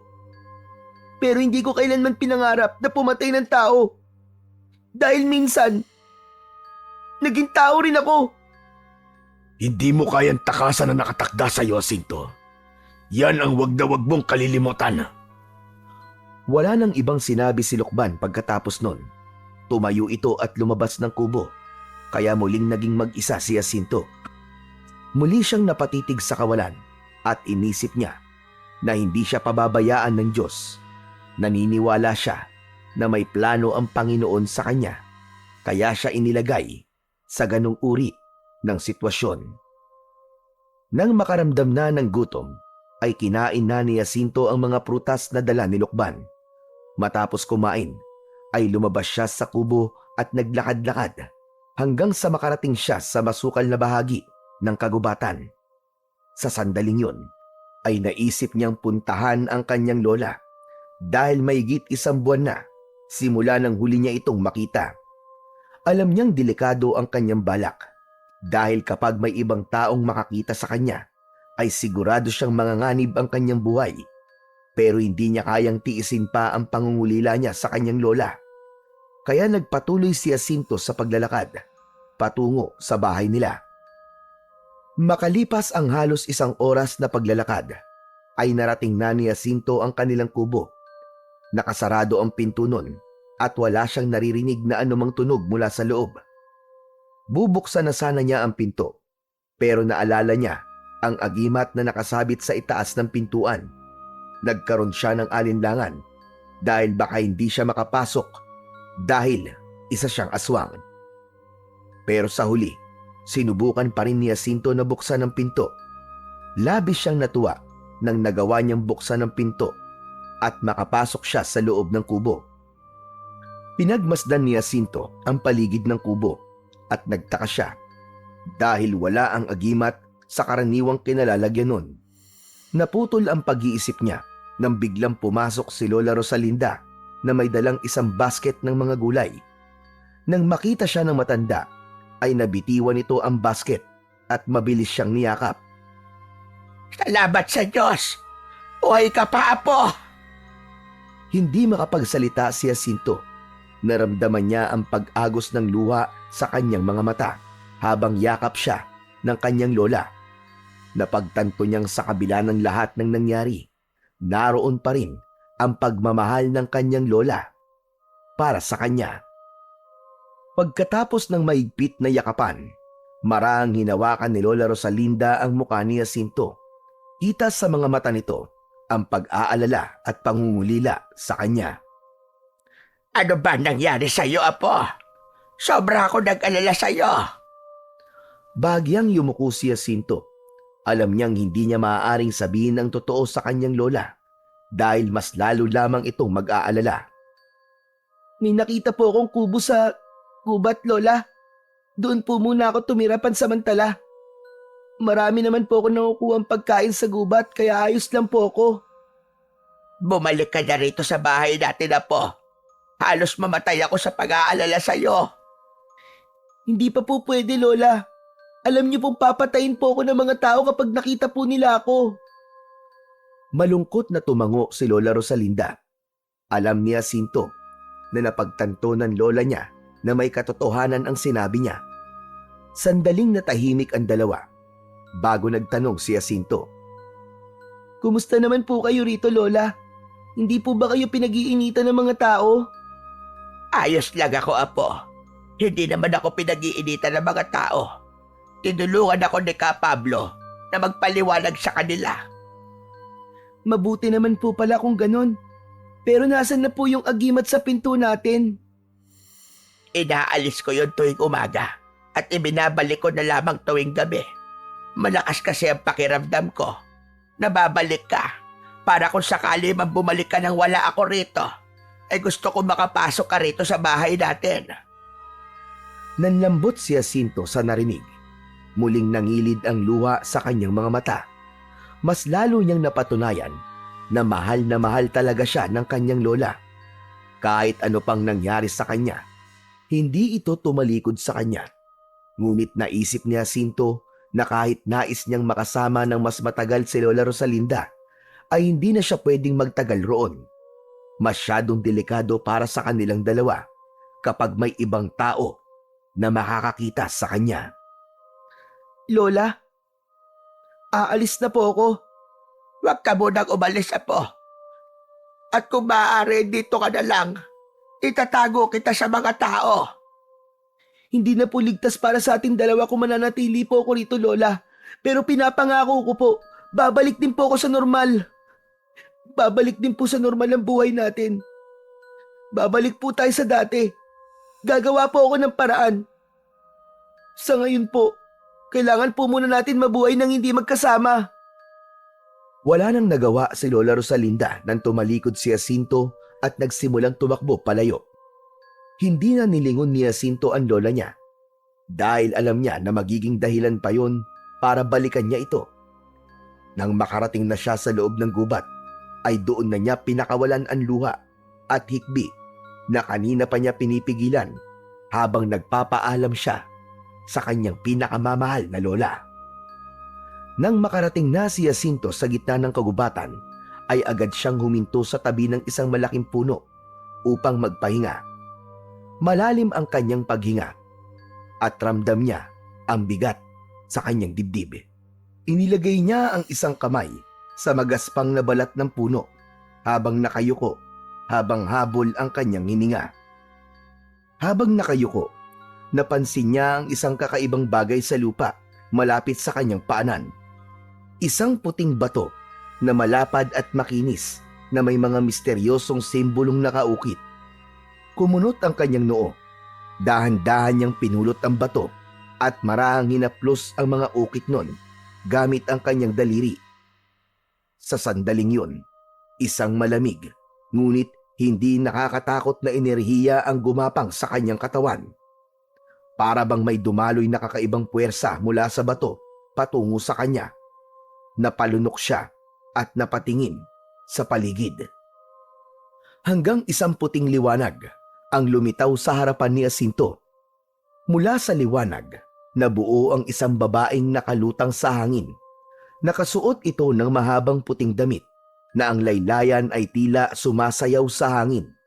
Ang muka ng babae ay natatakpan ng matinding liwanag, dahilan upang hindi niya makita ang muka nito. Ngunit dama ni Jacinto ang kakaibang kapangyarihan na bumabalot sa babaeng yon. Humigpit ang hawak ni Jacinto sa bato at napaatras siya.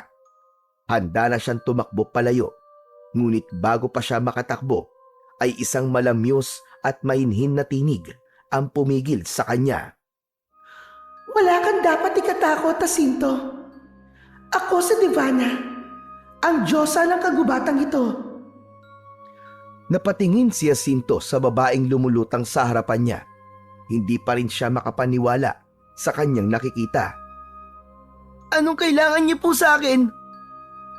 Ang hawak mong mutya ay isang makapangyarihang bato na iniwan ko sa kagubatang ito upang matagpuan ng isang taong karapat-dapat na magmayari nito. At dahil ikaw ang nakakita sa mutya, malinaw na ikaw ang napili niya. Eka, bakit po ako? Ano bang meron sa mutyang ito? Ang mutyang yan ay nagbibigay ng pambihirang lakas at bilis sa sino mang magmamayari nito. Ngunit tandaan mo, Jacinto, ang kapangyarihang taglay nito ay dapat lamang gamitin sa kabutihan upang ipagtanggol ang mga mahihina at labanan ng kasamaan. Batid ko ang nangyayari ngayon sa San Felipe at nais kong tulungan ang mga taga roon sa pamamagitan ng pagbibigay ng makapangyarihang mutya sa isang karapat-dapat na tao upang labanan ang mga aswang. Lalabanan ng mga aswang? Mukhang nagkamali yata po ang mutya sa pagpili sa akin. Ipapaalam ko lang po sa inyo na may dugo rin po akong aswang. At ngayon ay nakatira po ako kasama ng mga aswang na sumasalakay po sa San Felipe. Alam ko ang lahat ng iyon, Jacinto. Nang piliin ka ng mutya, nalaman ko rin ang kwento ng iyong buhay.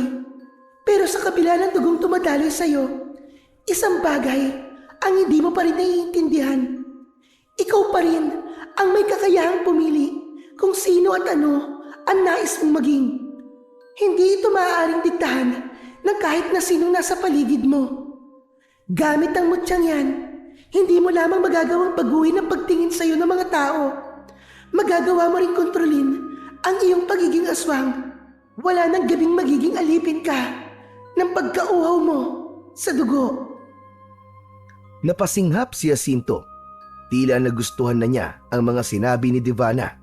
Ngunit bago pa siya makapagtanong, unti-unting naglaho ang anyo ni Divana hanggang sa wala nang natira kundi ang malamig na hangin na dumampi sa kanyang balat. Tahimik niyang tinignan ang mutyang nasa kanyang kamay. Parang may init yung ibinubuga sa kanyang palad at ramdam niya ang kakaibang koneksyon sa bagay na yon. Para bang nagising ang isang puwersa sa loob niya na hindi niya alam na meron siya. Napapitlag si Jacinto nang may narinig siyang kaluskos mula sa likuran niya. Mabilis niyang ibinulsa ang mutya at tumingin sa kanyang likuran. Nakita niya si Lukban na naglalakad papalapit sa kanya. Mataman yung nakatingin sa kanya. Huminto si Lukban ilang dipaan layo kay Jacinto. Saan ka galing, Jacinto? Naglakad-lakad lang. Kailangan ko mag-isip. Hindi ka maaaring umalis sa kuta nang hindi nagpapaalam sa akin. Kailangan mo maghanda sa susunod na pagsalakay sa San Felipe. Nakasama ka namin.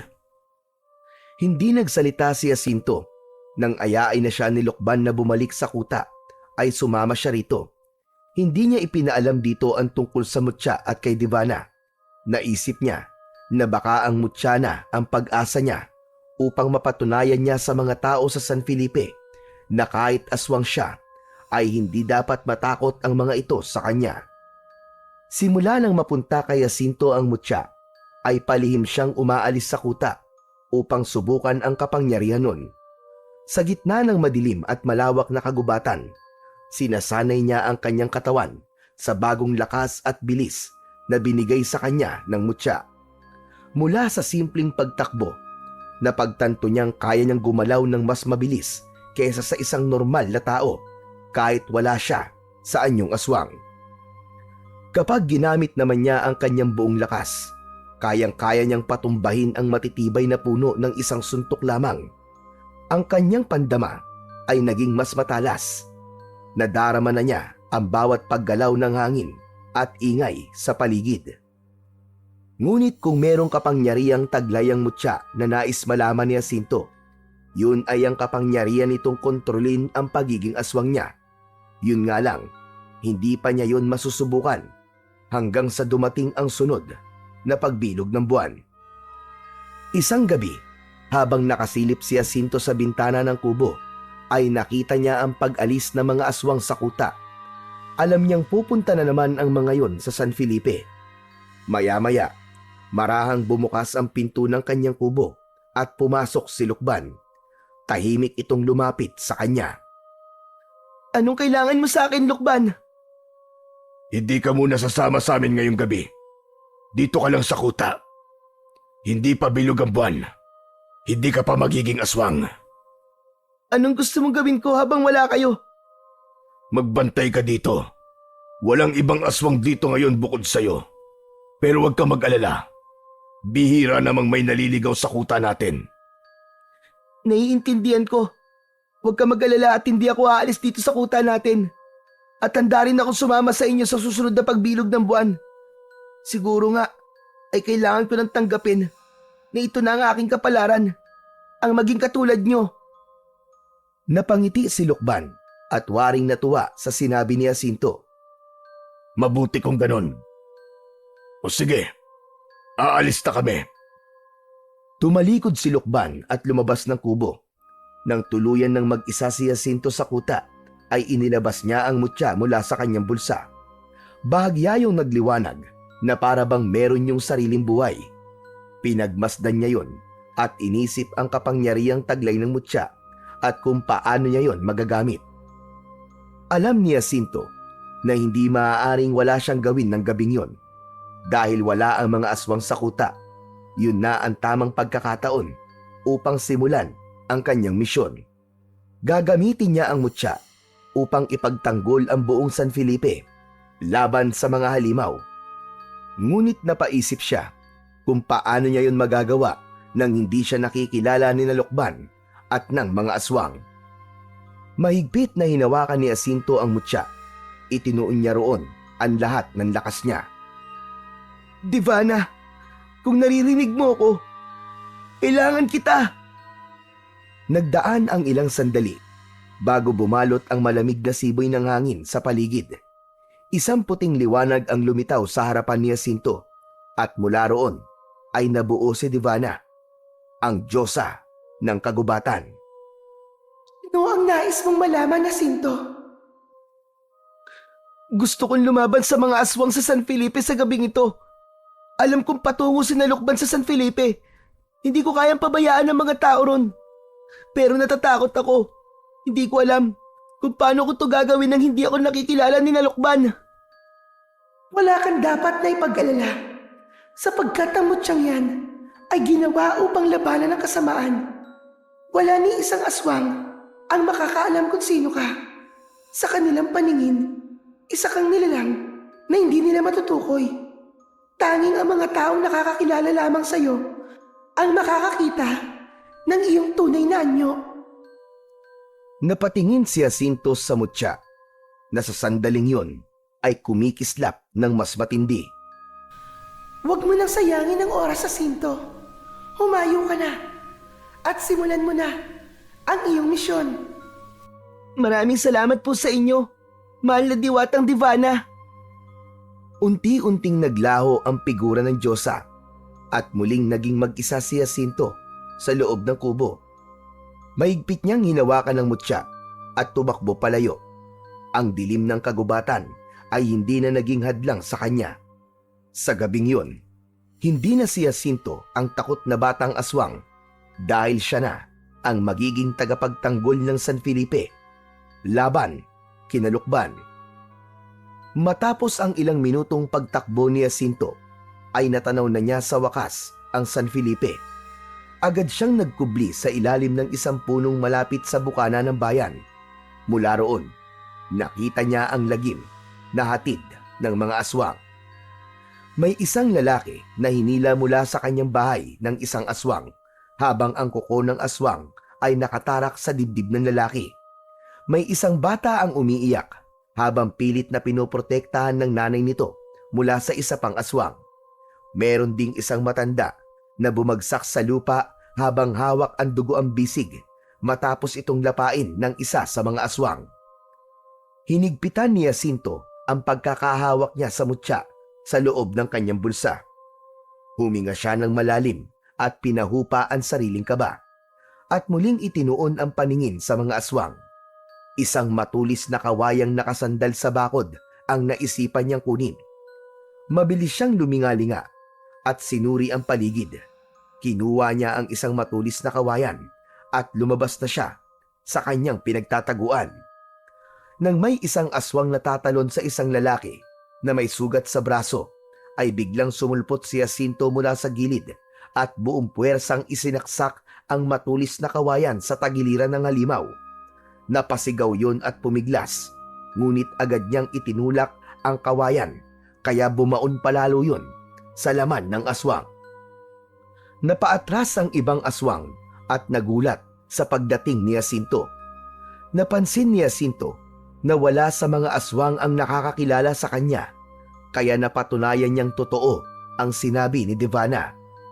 Isa pang aswang ang lumundag papunta kay Jacinto habang ang mga kuko nito ay palapit sa kanyang muka. Ngunit mabilis na umilag si Jacinto at madiin niyang itinuon ang mga paa sa lupa. Pumihit siya paharap sa aswang at buong lakas niyang itinarak ang kawayan sa dibdib nito.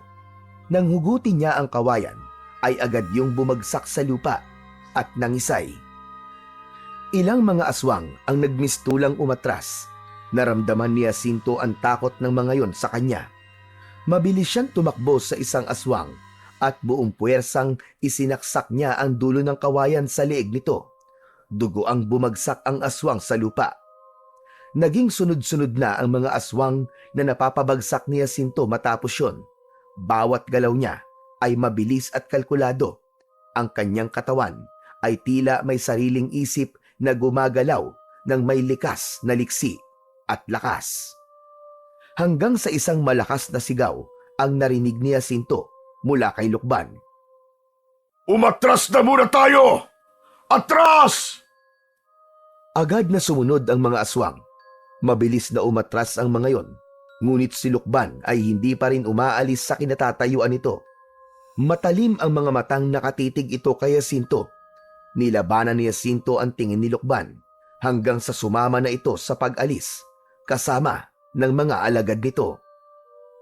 Habang nakatayo si Jacinto, pinagmasdan niya ang mga dugoang katawan ng mga aswang sa paligid.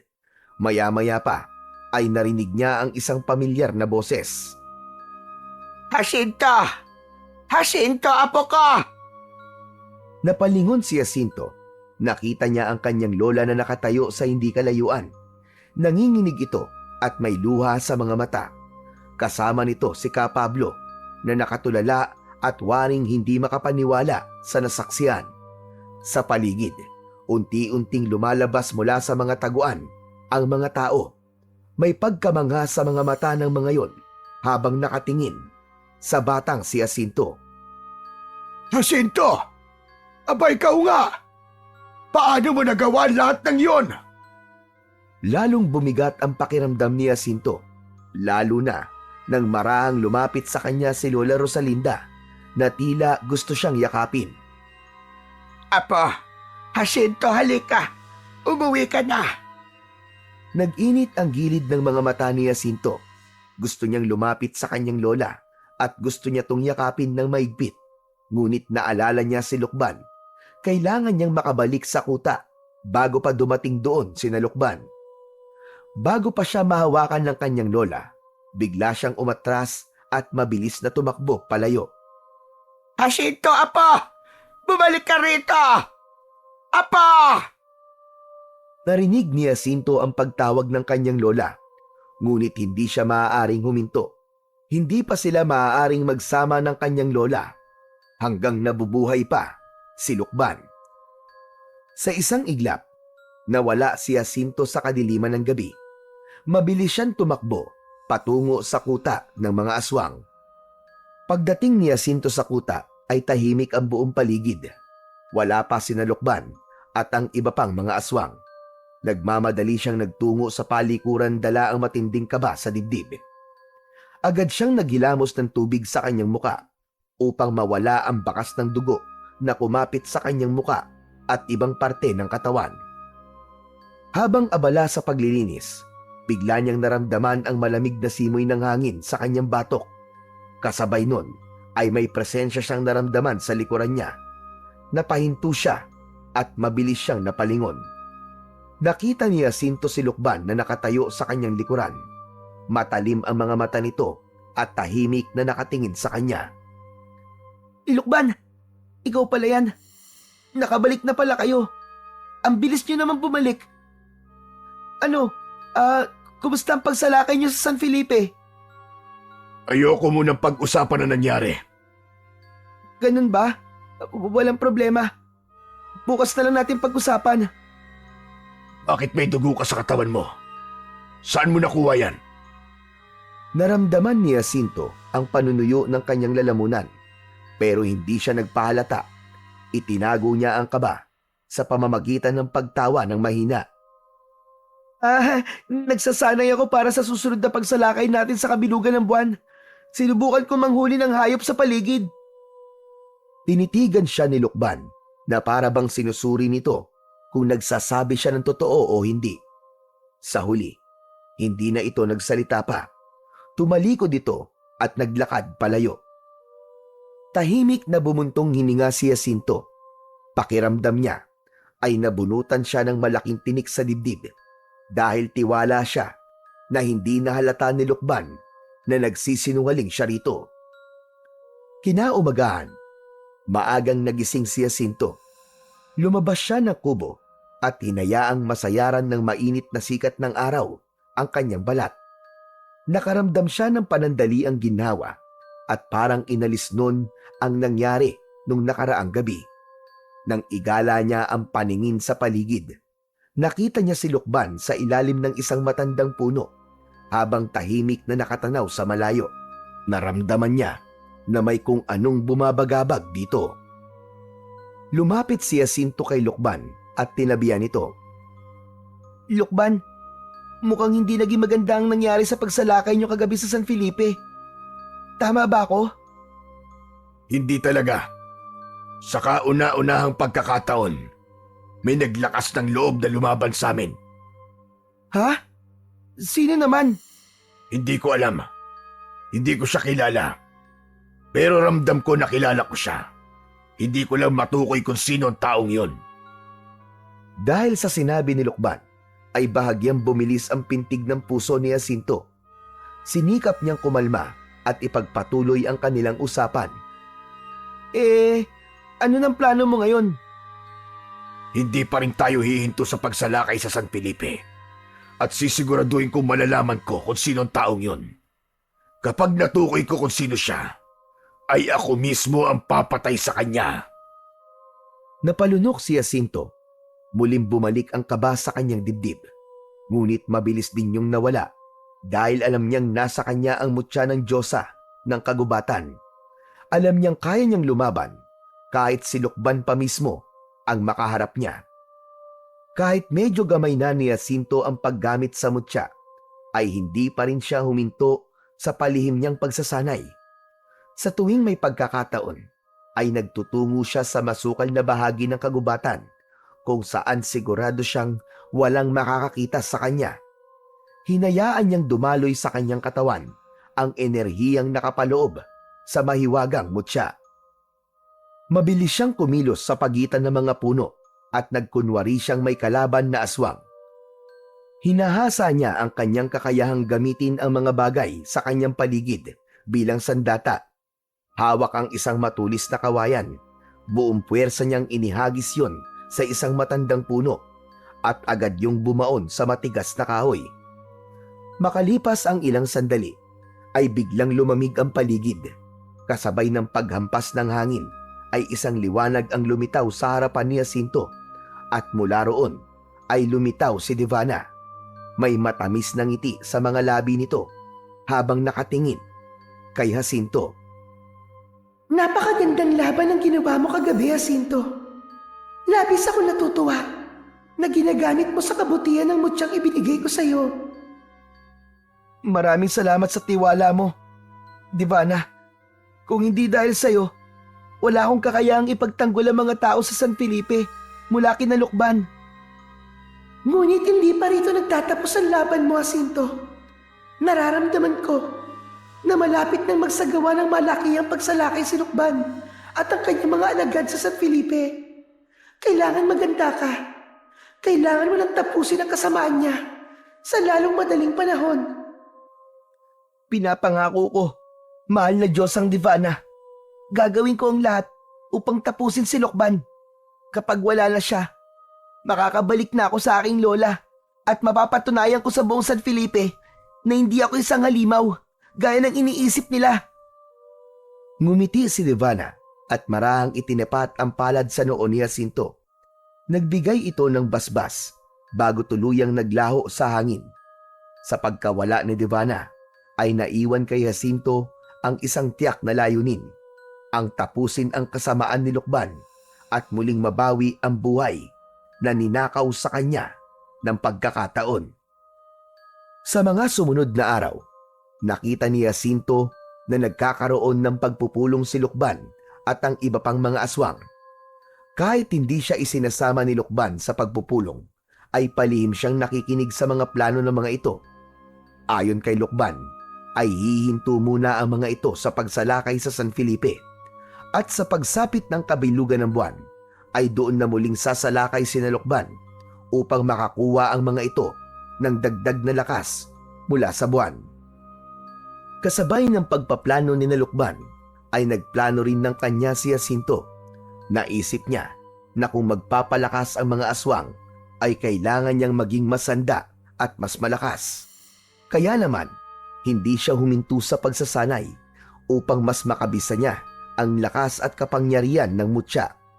Alam niyang hindi magiging madali ang laban niya kina Lukban at may posibilidad na hindi rin magiging sapat ang kanyang lakas upang talunin si Lukban at ang mga aswang. Ngunit hindi siya susuko.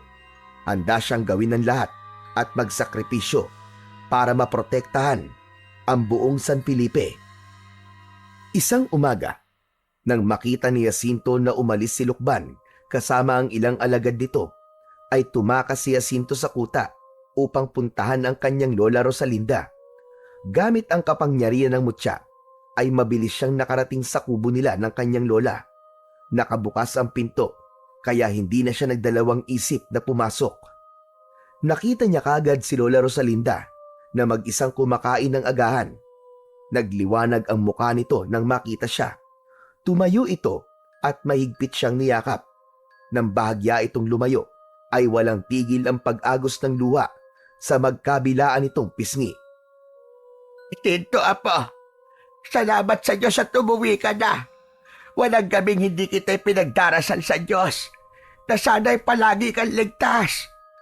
Lola, pasensya na po kung ngayon lang po ulit ako nakadalaw. At salamat po sa inyong mga dasal. Apo, hindi mo na kailangan magtago. Alam mo bang pinag-uusapan ka ng mga tao dito sa San Felipe? Humahanga sila sa'yo kasi pinagtanggol mo kaming lahat laban sa mga aswang. At sabi nila, kahit may dugong aswang ka pala, ay hindi ka pala dapat nilang katakutan. Natutuwa po ako sa sinabi niyo, Lola. Pero hindi pa po ito ang tamang panahon para bumalik ako. Lola, kailangan niyo po akong tulungan.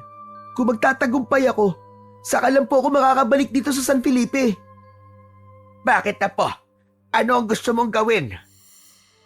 Kailangan niyo pong makiusap kay Ka Pablo at sa ating kapitan. Sabihin niyo po na maganda ang mga kayang lumaban sa nalalapit na kabilugan ng buwan at yung mga hindi kayang lumaban ay lumikas na sa ligtas na lugar. Ang mga aswang po ay muling aatake sa susunod na pagbilog ng buwan, Lola. Sandaling natahimik si Lola Rosalinda, ngunit makalipas lang ang ilang sandali, ay marahan itong tumango. Sige, gagawin ko ang sinabi mo, Apo. Hindi ko man naiintindihan ang mga nangyayari ngayon, lalo na sa'yo. Pero may tiwala ako sa iyo, Apo.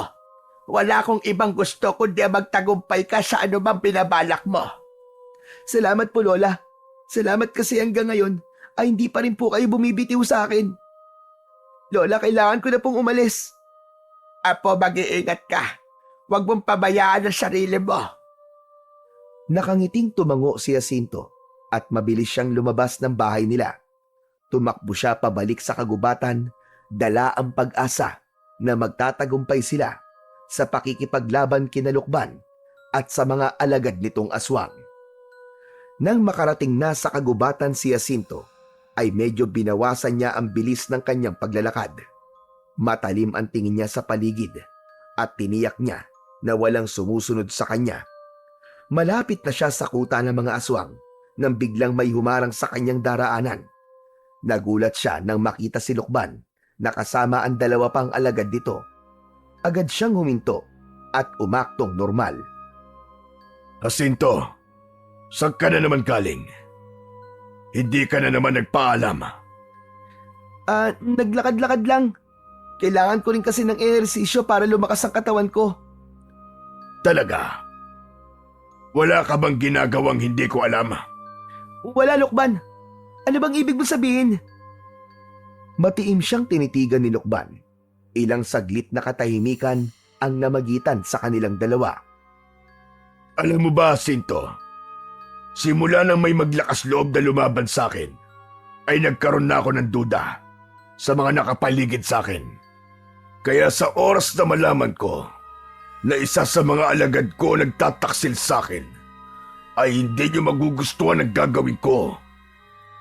Naramdaman ni Jacinto ang panlalamig ng buo niyang katawan.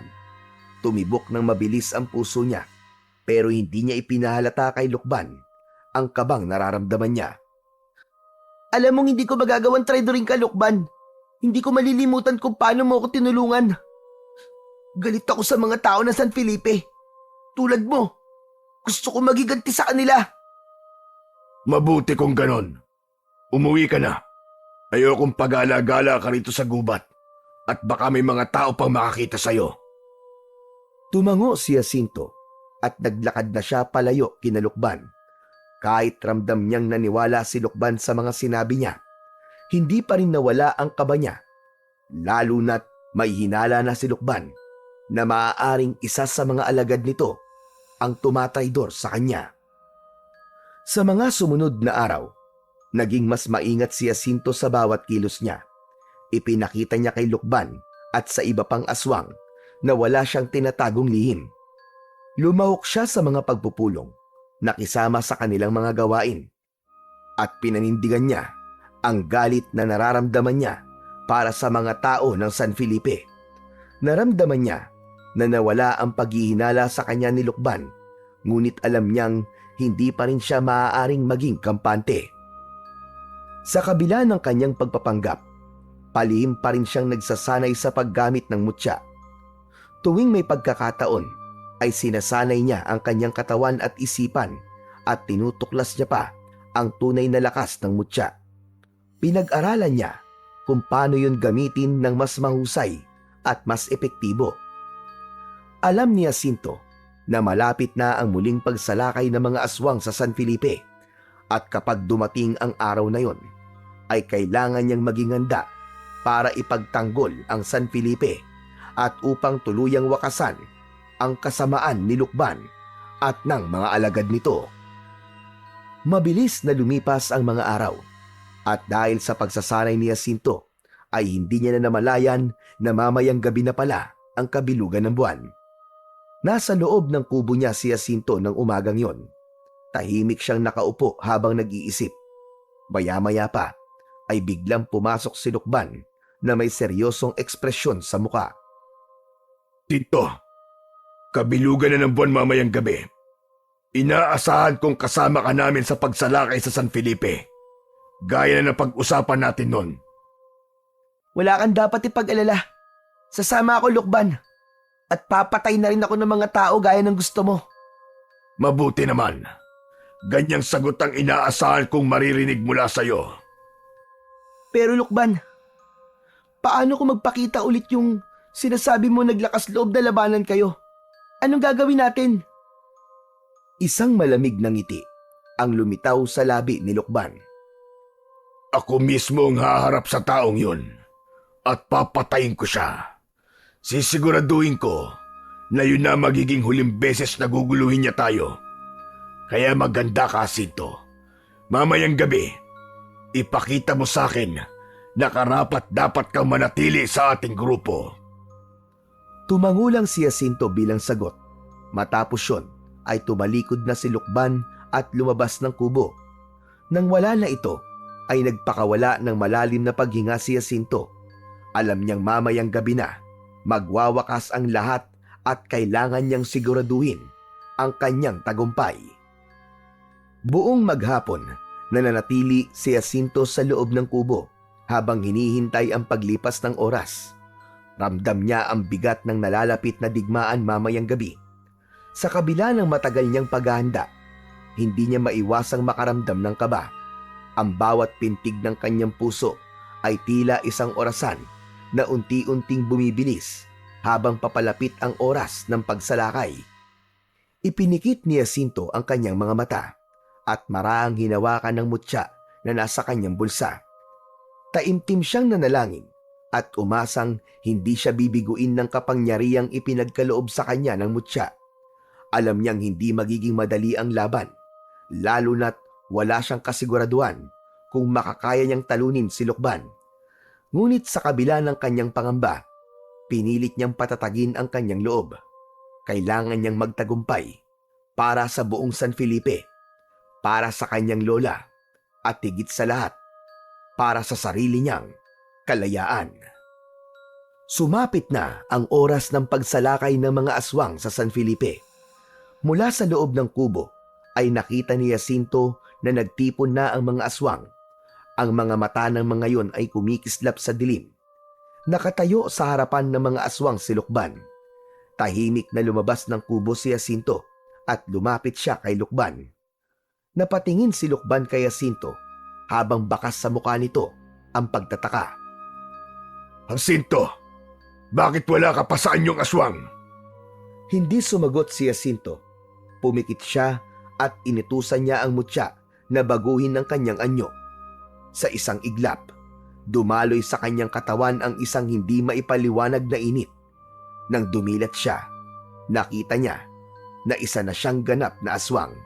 Napagtanto niya na totoo nga ang kapangyarihan ng mutya na kayang kontrolin ang kanyang pagiging aswang. Tumango si Lukban at tila nasiyahan sa ipinakita ni Jacinto. Tandaan nyo, wala dapat maiiwang buhay sa San Felipe.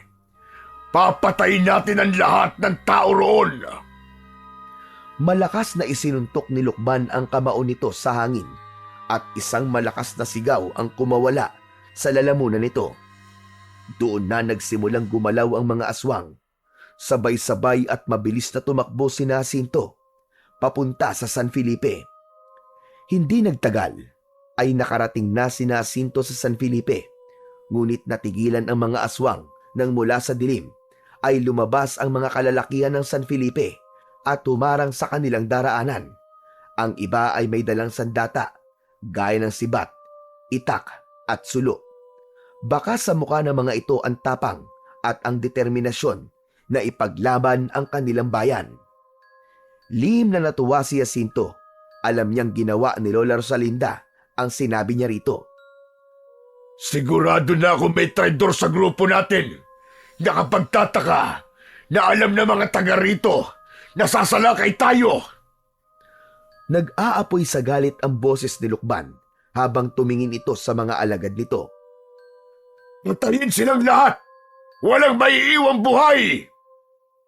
Sa isang iglap, sumugod ang mga aswang sa mga taong nasa kanilang unahan.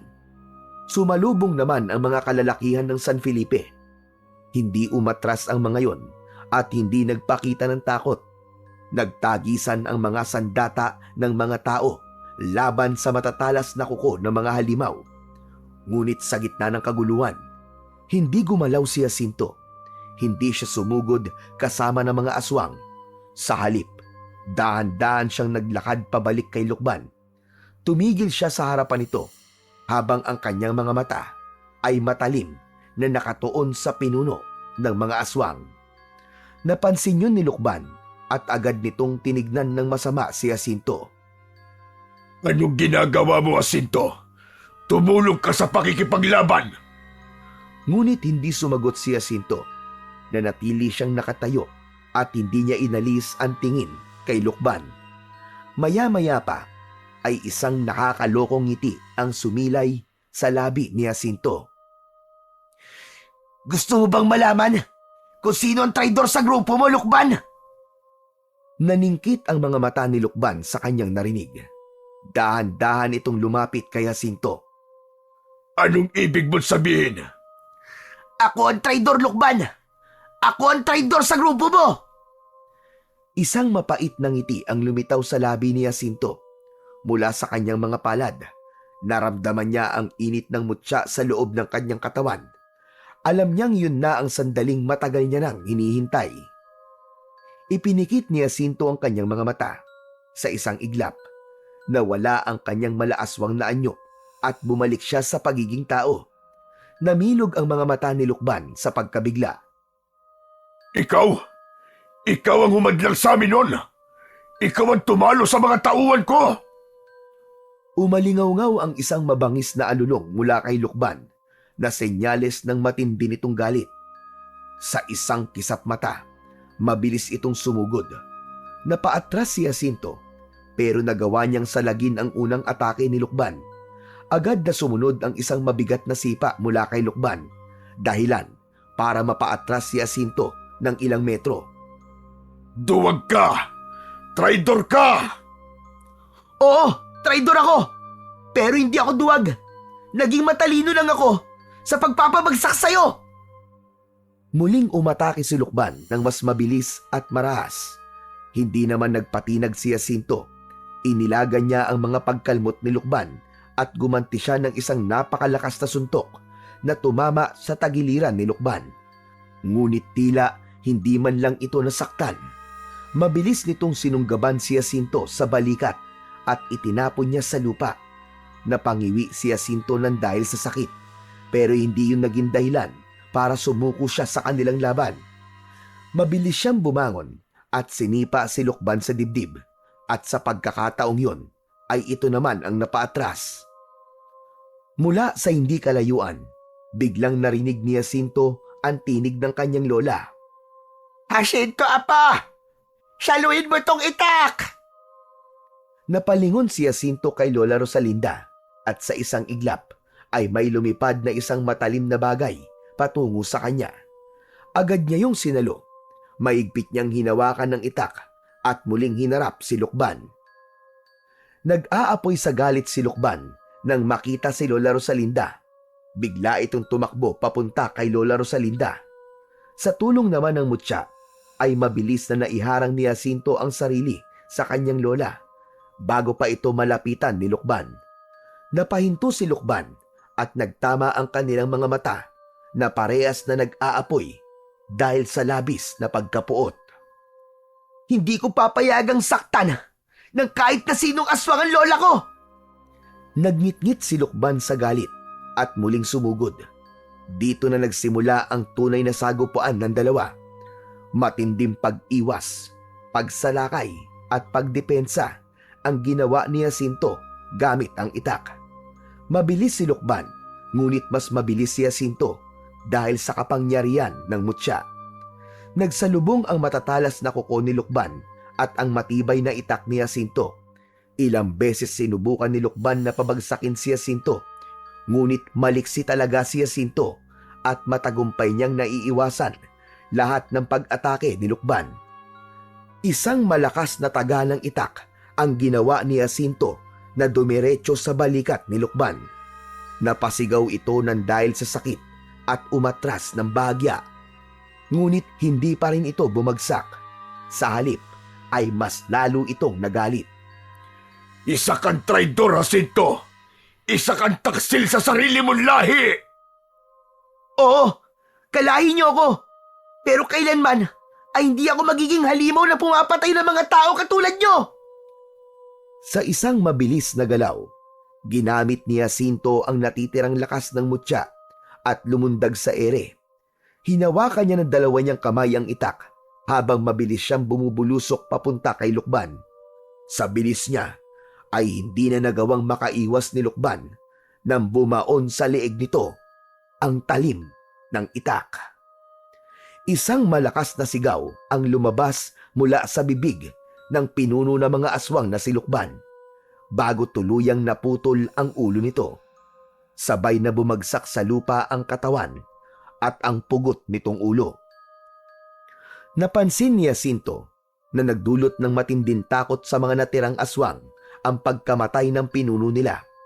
Doon na isa-isang umatras ang mga aswang, ngunit hindi yun hinayaan ni Jacinto.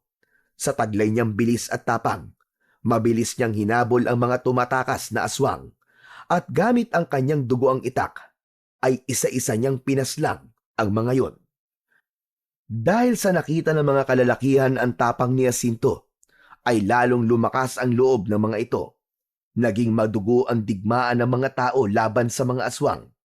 At hindi nagtagal ay isa-isang bumagsak ang mga aswang hanggang sa tuluyan ng maubos ang mga ito. Matapos ang matinding labanan, isang malakas na sigaw ng tagumpay ang sumabog mula sa mga tao ng San Felipe. Napuno ng kagalakan at pasasalamat ang buong bayan at lahat ay lumapit kay Jacinto upang magpahayag ng kanilang paghanga at pasasalamat. Lumapit si Lola Rosalinda kay Jacinto habang ang mga mata nito ay luhaan. Hindi ito nagsalita at yumakap na lang ito ng maigpit sa kanya upang ipadama ang labis itong kasiyahan sa tagumpay na kanilang nakuha ng gabing yun.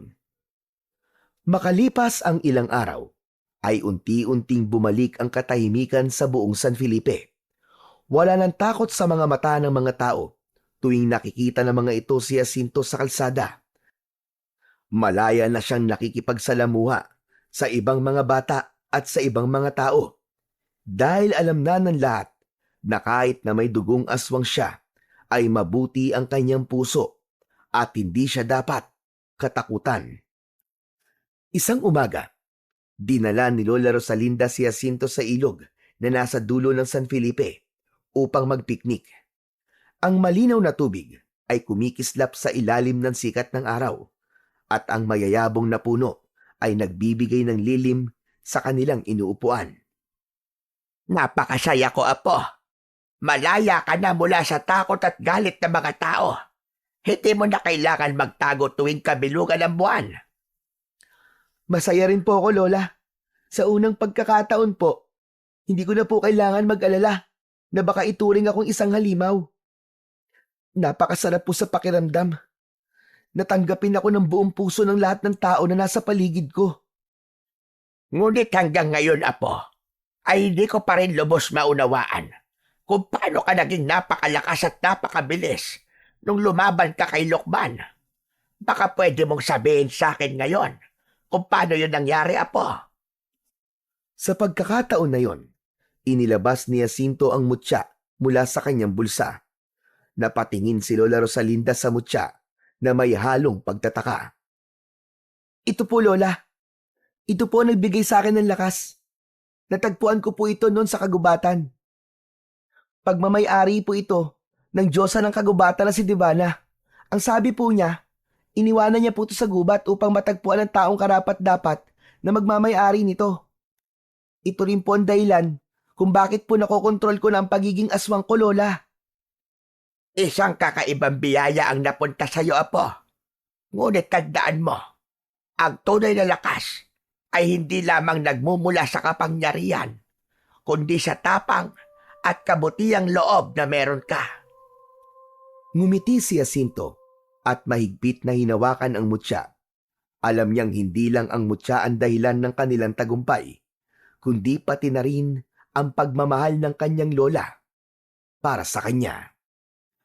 Habang patuloy ang pag-uusap ni Jacinto at Lola Rosalinda, ay natanaw ni Jacinto si Divana sa kabilang panig ng ilog. Nakangiti yun sa kanya at kumakaway. Maya-maya pa ay tumalikod si Devana at nagsimulang maglakad papasok sa kagubatan. Naramdaman ni Jacinto na nais ni Devana na sundan niya ito. Sandali lang po, Lola. May pupuntahan lang po ako. Saan ka ba pupunta, Apo? Basta po, mamaya ko na lang po sasabihin pagbalik ko. Mabilis lang po ako, promise. Agad na tumayo si Jacinto at hindi na hinintay ang sagot ng kanyang lola. Tumawid siya sa ilog at sinundan si Devana. Makalipas ang ilang sandali, ay huminto si Devana at humarap kay Jacinto. Mabuti na lang po, mahal na Diyosa, at nagpakita po kayo sa akin. Salamat po sa lahat ng ginawa niyo para sa akin at sa pagtitiwala niyo po sa akin ng mutya. Hindi mo kailangan magpasalamat, Jacinto. Nais ko lang na magtagumpay ka sa iyong misyon. At dahil tapos na ang mission ko sa San Felipe, ibabalik ko na po sa inyo, mutya. Hindi mo na kailangan ibalik sa akin ang mutya, Jacinto. Ibinigay ko sa iyo to upang maging bahagi ng iyong buhay. Habang buhay na itong magiging sa iyo, Jacinto, mawawalan lamang ito ng kapangyarihan kung gagamitin mo sa kasamaan at kasakiman. Kung ganon, bakit po kayo nagpakita sa akin ngayon? Ang akala ko po kasi kukunin niyo na po sa akin ang mutya. Nais ko lang na magpaalam, Jacinto. Nakita ko na kaya mo nang gamitin ang mutya nang walang gabay ko. Kaya mula ngayon, ikaw na magpapasya kung paano mo gagamitin ang kapangyarihan nito. Maraming salamat po sa inyo, mahal na Diyosang Devana.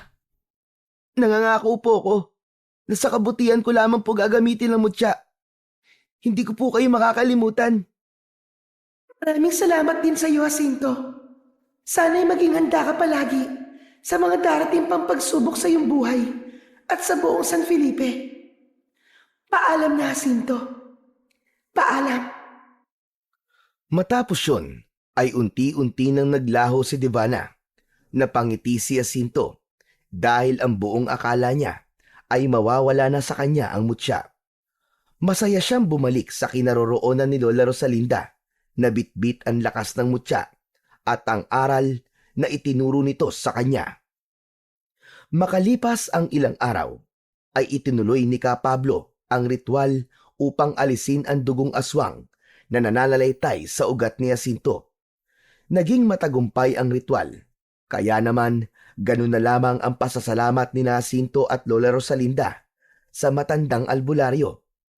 Sa paglipas ng maraming taon, ay nagbinata na si Jacinto. Sa panahong yun, ay nanatili pa ring tahimik at payapa ang buong San Felipe. Nakatapos na rin ng kolehiyo si Jacinto at nakakatulong na siya ng mas malaki sa kanyang lola. Ngunit sa kabila ng kapayapaan ng buong San Felipe, ay palagi pa ring handa si Jacinto kung sakaling may magtatangka na namang sirain ang katahimikan ng kanilang lugar. Alam niya na palagi siyang magtatagumpay sa anumang uri ng kasamaan dahil sa kapangyarihan ng mutya at sa pagmamahal ng mga taong nakapaligid sa kanya.